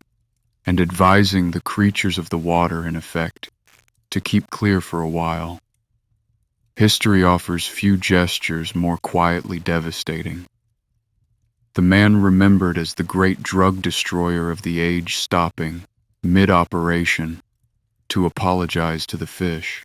Lin also wrote a letter, and the letter is why his name belongs in an episode about medicine and conscience. Addressed to the young Queen Victoria, composed in the confident cadences of Confucian moral argument, it asked the simplest question in this entire evening. Your country prohibits this drug at home. Your law treats it as a harm to your people. By what right, then, do your merchants carry it to ours? Suppose men of another land brought such a thing to Britain for sale, the letter went on. How would your own government receive them? There is no record that Victoria ever read it. It went unanswered through official channels and reached the world instead through the press, printed in translation in the English language journals of the China coast and passed along from there, which means the sharpest moral document of the era was written, translated, published where any interested Englishman could find it, and changed nothing. Say it once, plainly. The question was never answered because it could not be answered. It could only be outgunned. And outgunned it was. The merchants' lobby pressed London for redress, for the seized property, for open trade, and in 1840 the expedition sailed. What followed was not, in any meaningful sense, a contest. Against the Royal Navy and vessels like the Nemesis, an iron-hulled steam warship that moved against wind and tide into rivers where no sailing ship could go. The Qing coastal defenses failed at every encounter. The fighting ran up the coast for 2 years, and it ended in August 1842, aboard a British warship anchored off Nanking. With the first of the agreements, China's historians would come to call the unequal treaties. The Treaty of Nanking opened 5 ports to British trade and residence. It levied an indemnity of 21 million silver dollars, a sum calculated to cover, among other things, the value of Lin's destroyed chests, and it ceded to the British Crown, in perpetuity, a thinly peopled island at the Pearl River's mouth called Hong Kong. And here's the detail to hold in the dark tonight, the one that says everything about how empires write. In the entire treaty that ended a war begun over opium, the word opium does not appear. The trade that caused the war went unmentioned, unlegalized and uninterrupted, larger the year after the peace than the year before the war. A second war, fought through the late 1850s on slighter pretexts and with French participation, finished the work. More ports, foreign legations at the capital, and the ledger's final entry, the opium trade legalized at last, tariffed and regularized like any other commerce, an outcome the age called order. The trade ran on for another half-century, peaking in the 1880s, by which time China's own domestic poppy fields had grown to dwarf even the imports. The final, bitter economy of the thing. A prohibition broken so thoroughly, for so long, that the victim country ended by underselling its poisoners. The reckoning, when it finally came in the 20th century, would be driven partly by conscience, missionary reports, parliamentary campaigns, a royal commission, and eventually, in 1907, an agreement to wind the India trade down, and partly by the simple fact that the profits had thinned. One plain sentence, and we will let the harbor lights go dark for the better part of a century. The most advanced commercial civilization on Earth balanced its books on a drug it forbade to its own people, prosecuted 2 wars to keep the channel open, and called the arrangement trade. And no amount of Victorian respectability, then or since, has ever quite washed the salt and lime out of that ledger. We promised to carry this chapter at the pace of documents, and it has been documents all the way down. Edicts, auction lists, a letter, a treaty, an inventory of chests. That is deliberate, and not only for tenderness toward the hour. The opium wars are what the people's penny bottle looks like when it is scaled up to the size of empires and handed an armed fleet. The same substance, the same human appetite for relief, the same merchant's arithmetic, with nothing changed but the magnitude and the flag. The 19th century preferred a different picture of the Chinese opium story, though a smaller, smokier, more theatrical one. Set not in counting houses, but in lamp-lit dens, and peopled not with company directors, but with sinister strangers. That picture hung in the West's imagination for 100 years, and it was, in nearly every detail, a fiction, which makes it, for this series, irresistible. Let us go look at the opium den and see what was actually there. Chapter 8. 8. Smoke and Mirrors.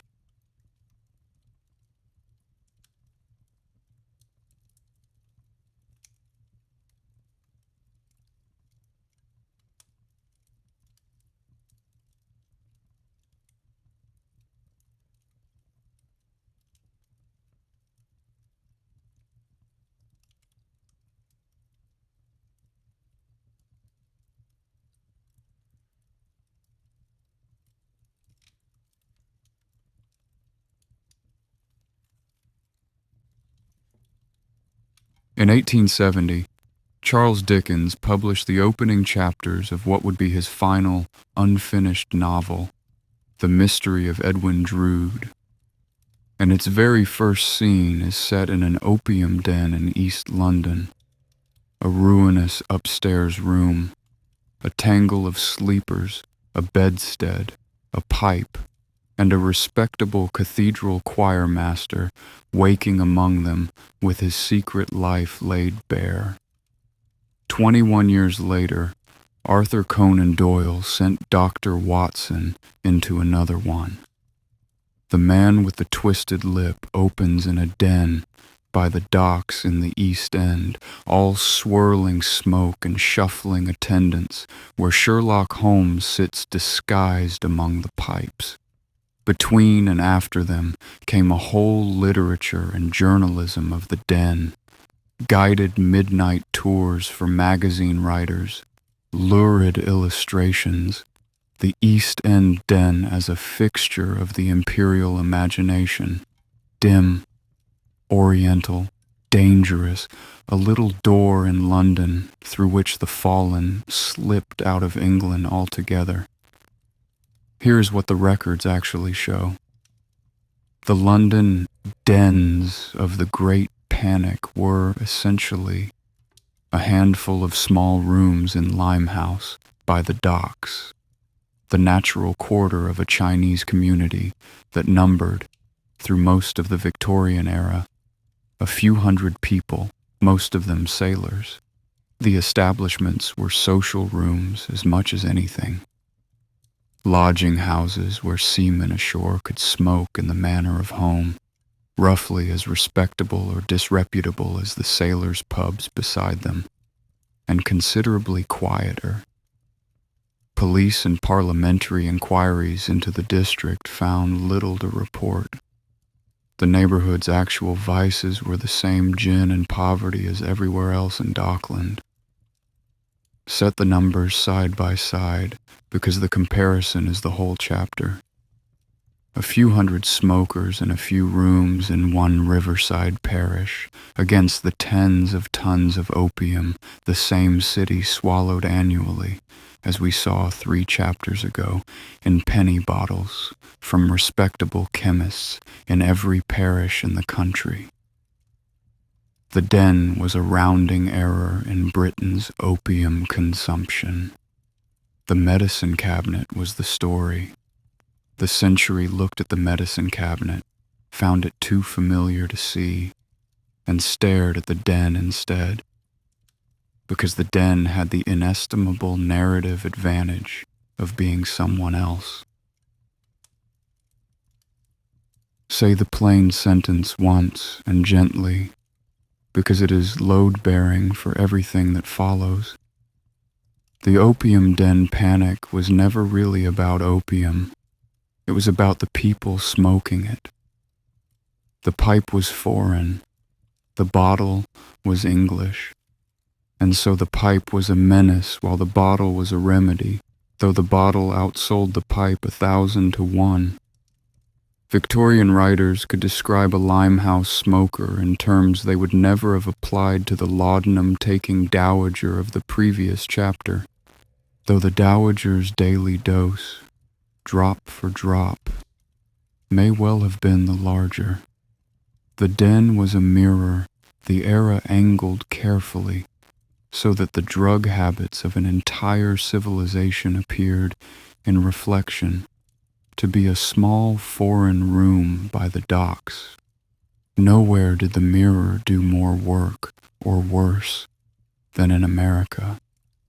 San Francisco by the 1870s held the largest Chinese community outside Asia, men recruited by the shipload for the gold fields and the railroad, then blamed, with the economic downturn, for the wages and jobs of white workingmen. The city's anti-Chinese politics needed an emblem, and the smoking house furnished it. In 1875, San Francisco passed its ordinance against opium dens, commonly cited as the first anti-drug law in the United States, and aimed, as its supporters said in as many words, less at a substance than at a people. The stated terror was the respectable white youth lured into the Chinese quarter. Note the construction precisely, because it set the pattern. The law did not touch laudanum or the morphine setting quietly into American medicine cabinets. It touched smoking, the one form of the drug associated with the Chinese. Similar ordinances followed across the West, alongside exclusion laws that shut Chinese immigration altogether. One plain sentence, held at our usual distance. America's first drug law was aimed at a minority before it was aimed at a molecule. And the aim of drug laws has been a live moral question in every country, in every generation since. Tonight we simply note where the pattern began and carry it forward as fact. The theater, it must be said, was partly a paying concern, and here the story turns briefly, mercifully, comic. The den tour became a minor London industry, slumming parties of respectable gentlemen, journalists on assignment. Even distinguished foreign visitors were escorted through Limehouse by guides who knew exactly what the customers had come to see. And the little rooms, discovering their own legend, learned to perform it. There are accounts of proprietors keeping the establishment picturesque for the visitors' benefit, of the same few smokers obligingly viewed by party after party like exhibits, of writers ushered past a perfectly mundane lodging-house kitchen to the one authentically atmospheric bunk. The magazine-reading public wanted Mr. Dickens' den. House, ever obliging, supplied it, at a small consideration. Oscar Wilde completed the circuit in 1891 by sending Dorian Gray to the docks in fiction, to dens far more sumptuous and terrible than anything the actual East End could have staged. And the loop closed entirely. Novelists described dens they had toured. The tours were staged to match the novels, and the next novelist toured the staging. Somewhere at the bottom of it all were a few dozen tired Chinese sailors who had wanted a pipe and a bunk after 8 months at sea, and who found themselves, through no ambition of their own, cast, without audition or salary, as the century's favorite nightmare, the least deserved star billing in the whole history of the poppy. And the fiction kept compounding, as fiction does. Out of the den, panic grew one of popular culture's longest-serving villains, the sinister Oriental mastermind perfected in the Fu Manchu serials of the early 20th century, and a genre of melodrama in which the little room by the docks stood in for every anxiety the age preferred not to name in its own house. The imagery proved almost indestructible, the beaded curtain, the coiling smoke, the bunks in the lamplight. It outlived the dens themselves.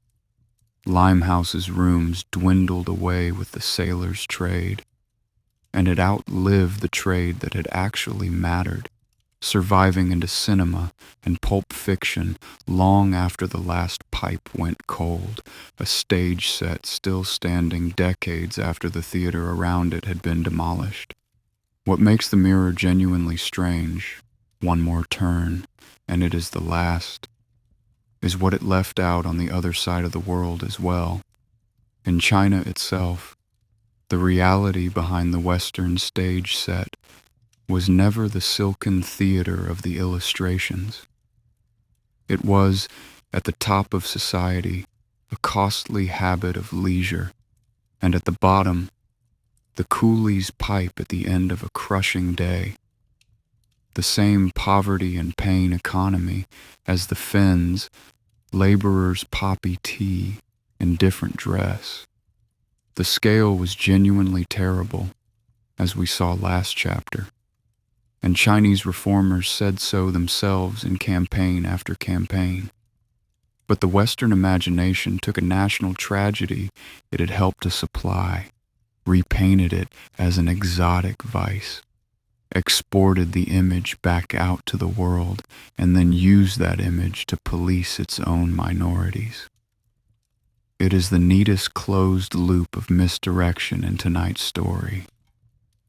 The empire sold the drug, blamed the customer, feared the customer's countrymen at home, and passed its first drug laws against them, while the bottles on its own kitchen shelves went on outselling everything in the picture.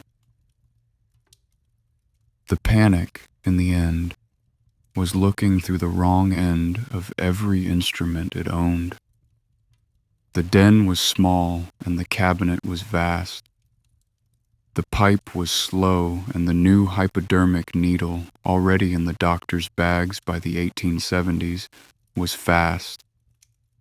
The menace was dressed as a stranger, and the actual danger was wearing a white coat and a good reputation, and was, at that very moment, being refined into forms more powerful than anything a poppy field ever produced on its own.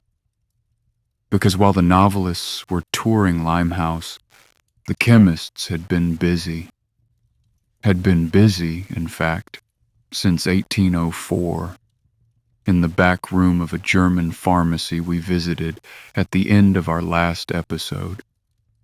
It is time to return to the workbench, and to the young man with the crystals, and to watch the 19th century do the thing it did best and understood last.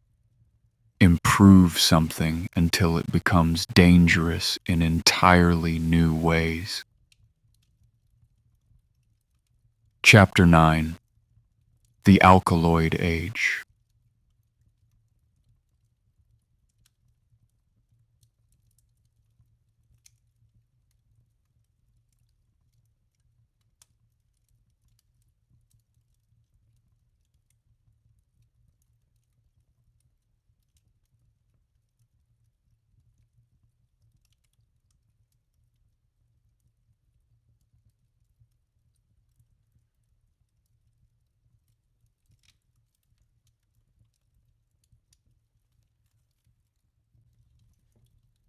Let us pick up a thread we left, quite deliberately, at the end of our apothecary episode, the young man in Paderborn. Friedrich Wilhelm Serturner was a pharmacist's assistant in provincial Westphalia. 20-odd years old, no university, no laboratory beyond the back room of the shop, who around 1804 set himself a question centuries of physicians had stepped over. Opium's effects were notoriously variable, batch to batch, patient to patient. Why? What if, inside the brown resin's tangle of substances, there was one particular ingredient doing the work? And what if you could get it out, pure, and weigh it? Working evenings, with shop glassware, he did exactly that. Teased from opium a crystalline substance, white and bitter, which sent dogs, and in the incautious tradition of his era, himself and 3 young friends, in a self-trial that by his own account went alarmingly further than intended, into profound sleep. He named it for what it did, reaching back, as we promised in Chapter 1. Past every king and chemist to the oldest filing system in the story. Morphium, for Morpheus, god of dreams. The myth had labeled the poppy first. The chemistry, 2,500 years later, countersigned. It is difficult to overstate what those crystals meant, and worth saying carefully, because this is one of the genuine hinges in the history of pharmacy. Serturner had shown that a plant's power could be a substance, isolable, weighable, dosable to the grain. Not an essence, not a humor, not a virtue of the herb. A chemical, in a bottle, the same in every bottle. It was the first time in history anyone had isolated an active ingredient from a medicinal plant. The alkaloids, this whole family of plant chemicals, came to be called. And once the door stood open, chemistry walked through it at a run. Within a generation, caffeine, nicotine, strychnine, and, as we told it in episode 2, quinine, pulled from the fever bark by Pelletier and Caventou in 1820. Modern pharmaceutical science has a birth certificate, and it was signed in the back room of a pharmacy by an assistant, after hours. The shop we spent all of last episode admiring had produced, from its own workbench, the thing that would eventually transform it beyond recognition. And the family firm that first manufactured the new crystals at commercial scale, from 1827, was a name from our last episode too. Merck, of Darmstadt, the angel pharmacy that became a company. Morphine was, in the most literal sense, pharmacy's own child. And for medicine, it was a gift with no precedent. Morphine was 10 times the strength of opium, and this was the miracle, consistent. A physician could finally know to the milligram what he was giving. Pain control became, for the first time, an instrument with markings on it. Then, at mid-century, the instrument acquired a point. Physicians in the 1840s and 50s, the Frenchman Charles Praves and the Edinburgh doctor Alexander Wood chief among them, developed the hypodermic syringe, and morphine dissolved in water could now bypass the stomach entirely and go directly beneath the skin. Relief in minutes from doses smaller than any draft. For surgery, for the deathbed, for the crushing pains that laudanum only blunted, it was the greatest advance in comfort medicine had ever made. And we should let that stand unironized for a moment, because every reader of this era's medical journals can feel the physician's honest joy. They had spent their careers largely helpless before pain. Suddenly, they were not. A footnote here, of the debunking kind this series collects. You will find it printed in respectable places that Alexander Wood's own wife became the first person to die from an injected overdose. It appears to be a myth. The cemetery records have her outliving her husband by more than a decade. One of those grim, tidy anecdotes that history keeps because it makes such a perfectly shaped warning. History rarely shapes its warnings that neatly. The real warning arrived wholesale instead. The American Civil War put morphine in the syringe through the largest field trial in history. Millions of doses, hundreds of thousands of wounded. And the post-war decades that saw morphine dependence become a recognized fixture of American and European medicine. The popular version, that the war minted an army of addicted veterans, the so-called soldier's disease, is, historians now caution, mostly a later legend. The phrase itself barely appears in the era's own writing. The documented pattern is quieter and closer to home. The typical morphine patient of the 1870s and 80s was not a veteran, but a middle-class woman dosed into dependence by her own physician, syringe and vial from the family doctor's own bag. The needle had made relief precise. It had made dependence precise too. And the profession knew it, wrote about it, worried about it, and reached for the century's standing answer to every drug problem it had ever created. Surely, somewhere in chemistry, there was a better molecule.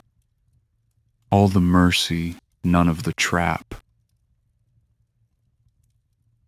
Which brings us, with a heaviness the room can feel coming, to a laboratory in Elberfeld, Germany, in the summer of 1898, and to the most instructive pair of bottles in pharmaceutical history.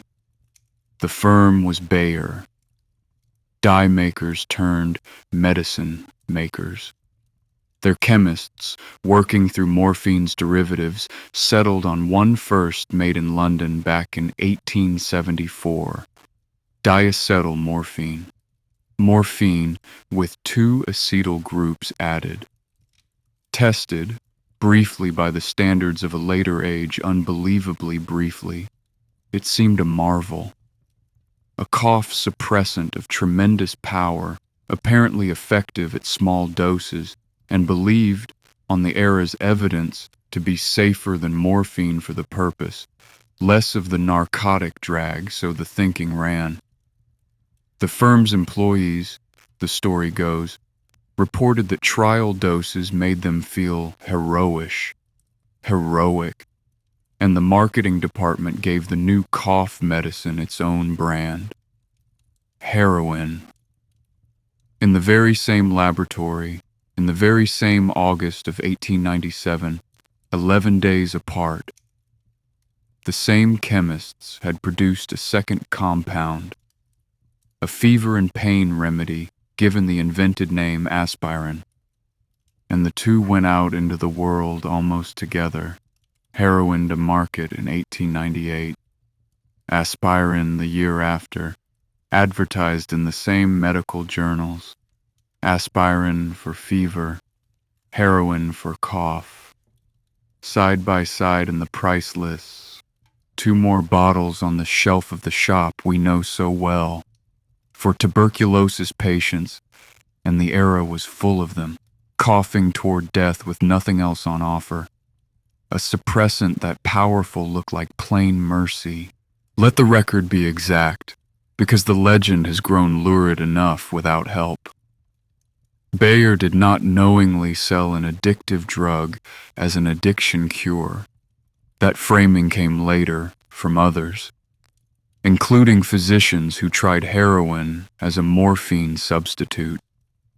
The firm sold a cough remedy, it believed, on thin evidence to be safe, and stopped selling it.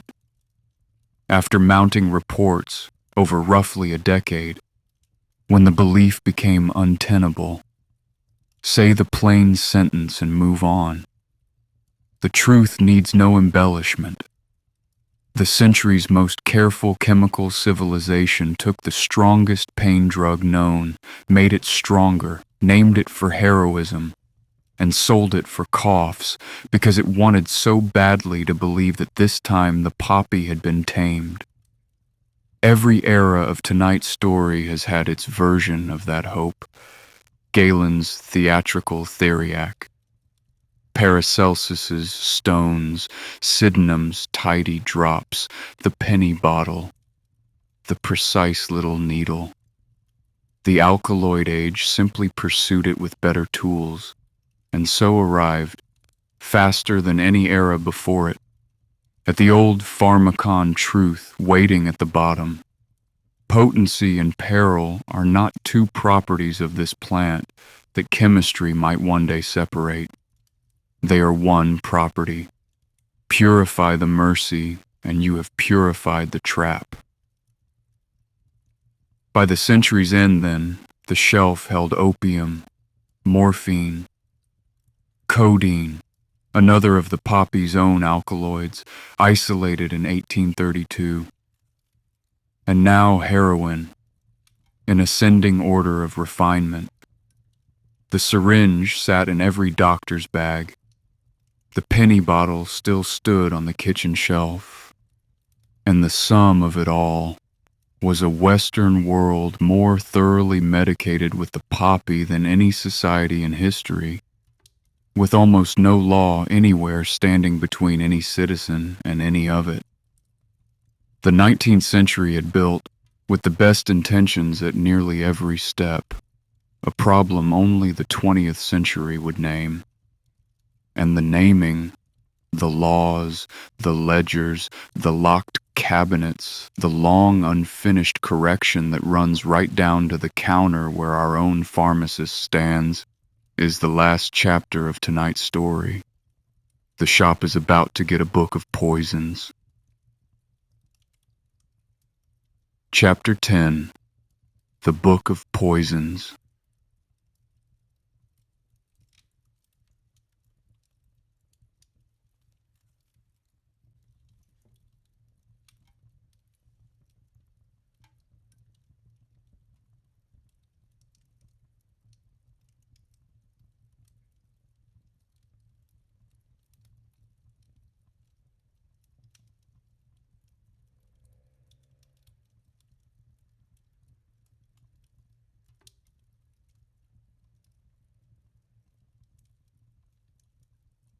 There is a ledger we have opened twice before in the series, and tonight it opens for the last time.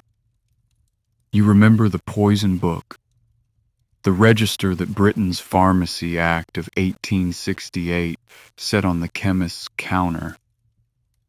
If you wanted arsenic for the rats, your name went in the book.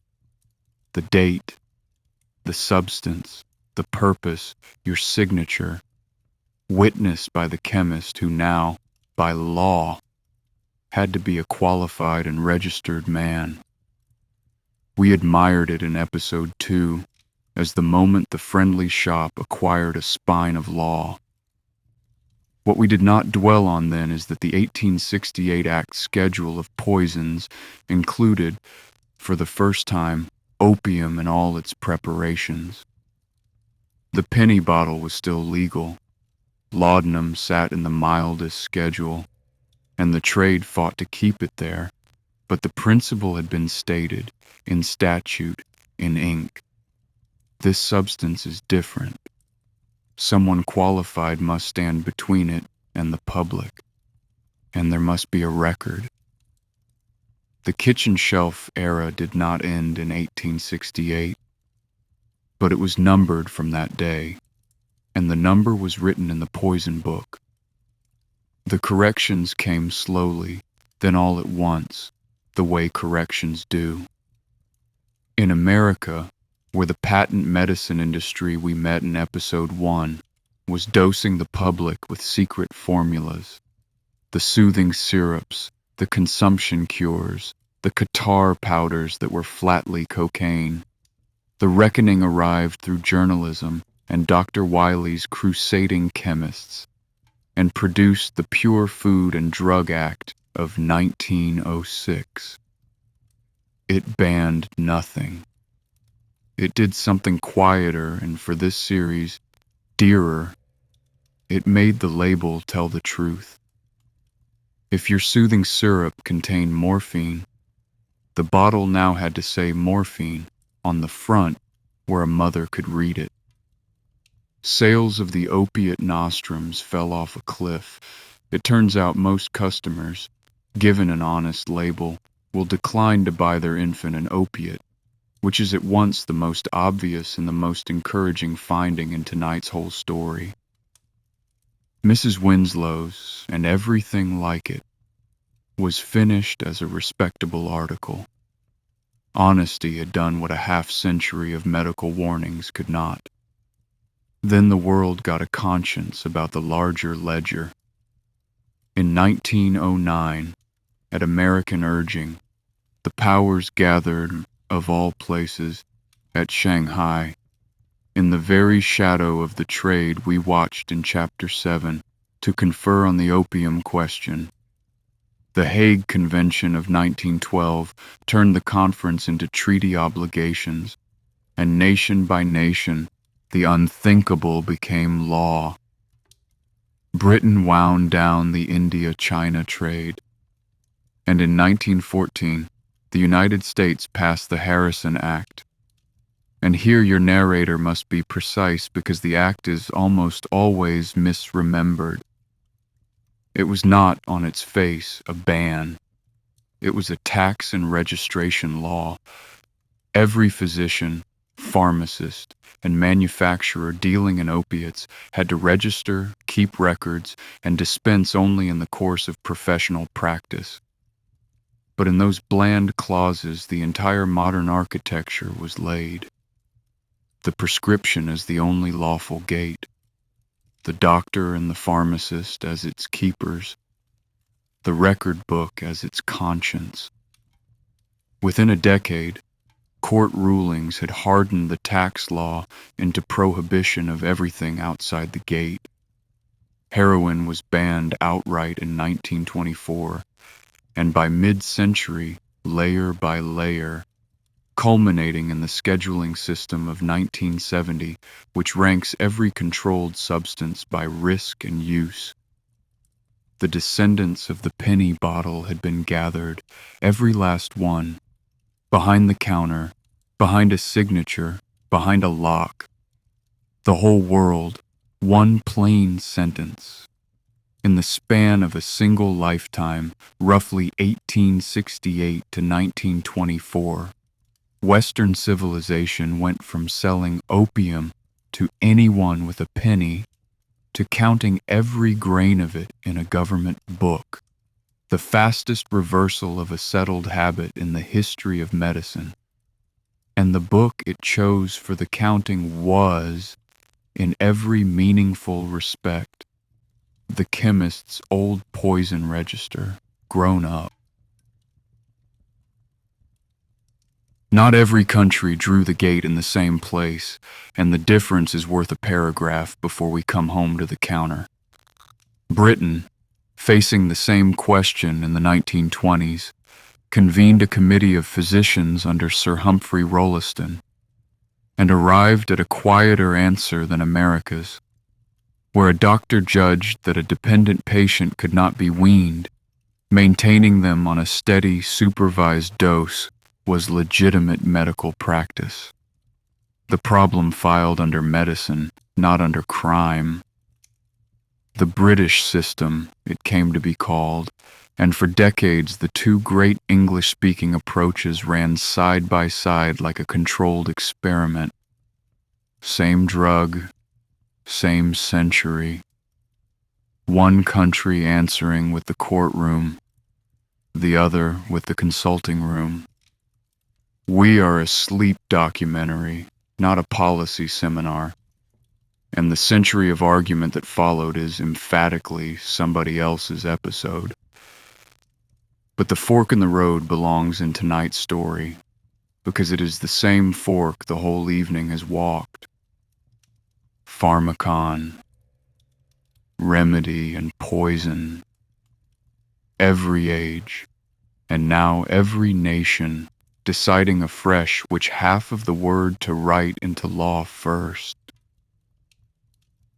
So let us end where the series always ends, and was always going to end tonight. At the counter, under the fluorescent light, with the person in the white coat who knows your name. Somewhere behind that counter, in every pharmacy in the land, there is a locked cabinet, steel, unglamorous, bolted down, and inside it are the poppy's children. Morphine still, after 200 years, because nothing has ever simply replaced it. Codeine, oxycodone and its cousins, the poppy's alkaloids retailored by chemistry, the little vials for the pumps and the patches. They are Schedule II in the American reckoning, the highest tier a medicine can occupy and remain a medicine.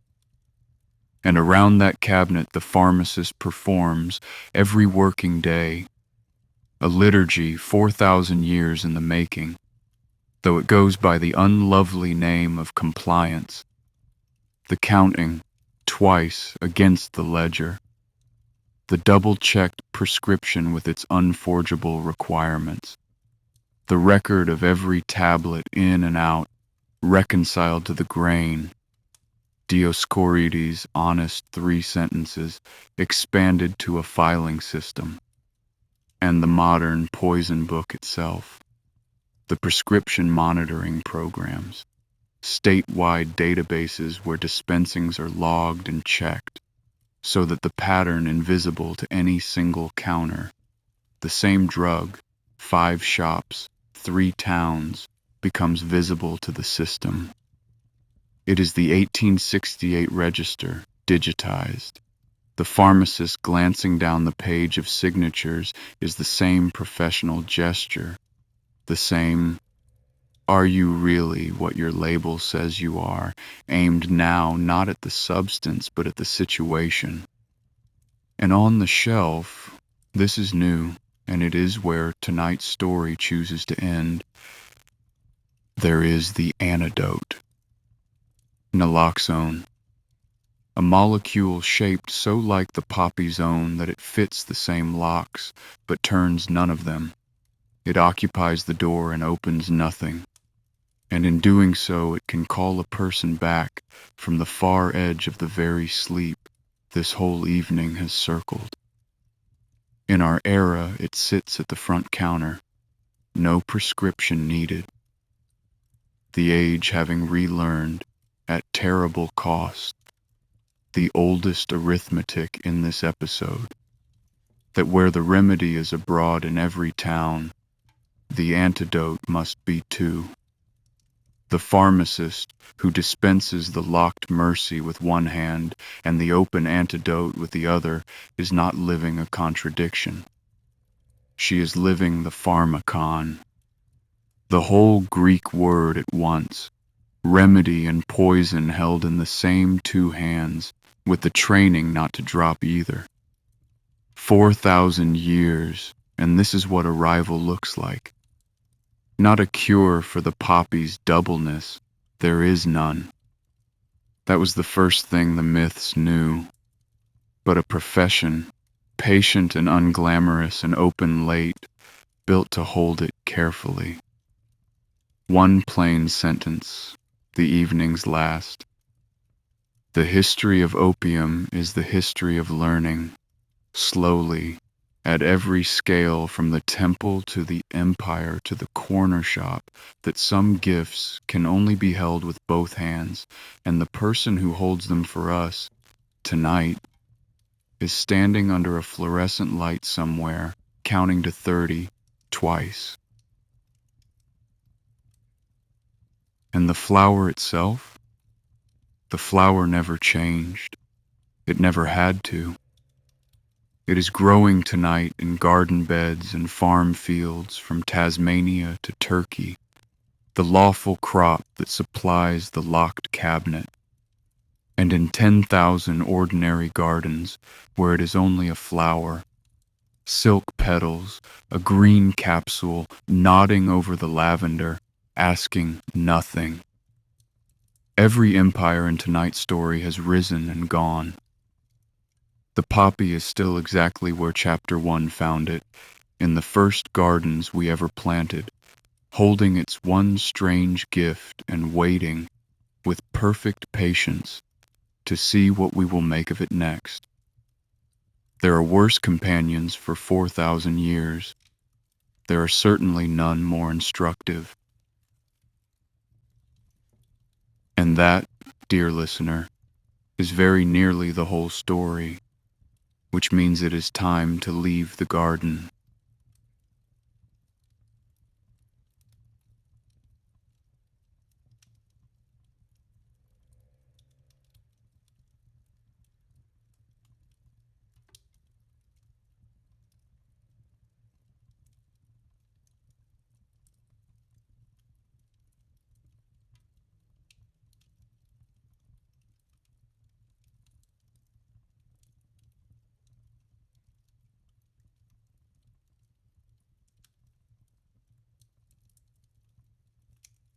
Come back out through the gate with me. Slowly. It's full dark now in the physics garden. The beds are just shapes, and the lead markers have given up their labels until morning. The poppies closed hours ago. They do that, you know. The petals fold at dusk, like hands, and the capsules stand in their rows in the dark, keeping their own counsel, the way they have outside Thebes and Baghdad and Bristol and 10,000 towns whose names nobody wrote down. We covered a great deal of ground tonight, and none of it will be on the test. The lake dwellers in their discreet mud, the juice with the barn cat name, Dioscorides and his 3 honest sentences, the emperor's careful doses, the golden city's sweet syrups, the stones of immortality, sherry, saffron, cinnamon, cloves, the penny bottle on the kitchen shelf, the dreamers and their beautiful, unreliable confessions, the chests and the letter nobody answered, and the man who apologized to the sea, the little room by the docks that a whole century stared at so it wouldn't have to look at its own medicine cabinet, the crystals named for the god of dreams, and the book, the plain, ruled, unglamorous book where the names go, which turned out after 4,000 years to be the closest thing this story has to a happy ending. If you're still awake, you have remarkable stamina, and we admire it. If you're somewhere in between, half in this garden, half in your own, that is exactly where you're supposed to be. Leave the heavy parts here. They've been carried a long time by professionals, and they'll be carried still when you wake. The gate is latching behind us now. The shop down the street is dark. The register is balanced, the cabinet is locked, and the person in the white coat has gone home to sleep, same as everyone. The poppies will open again at first light, red silk over the lavender, just flowers. The rest, as always, is history. Good night.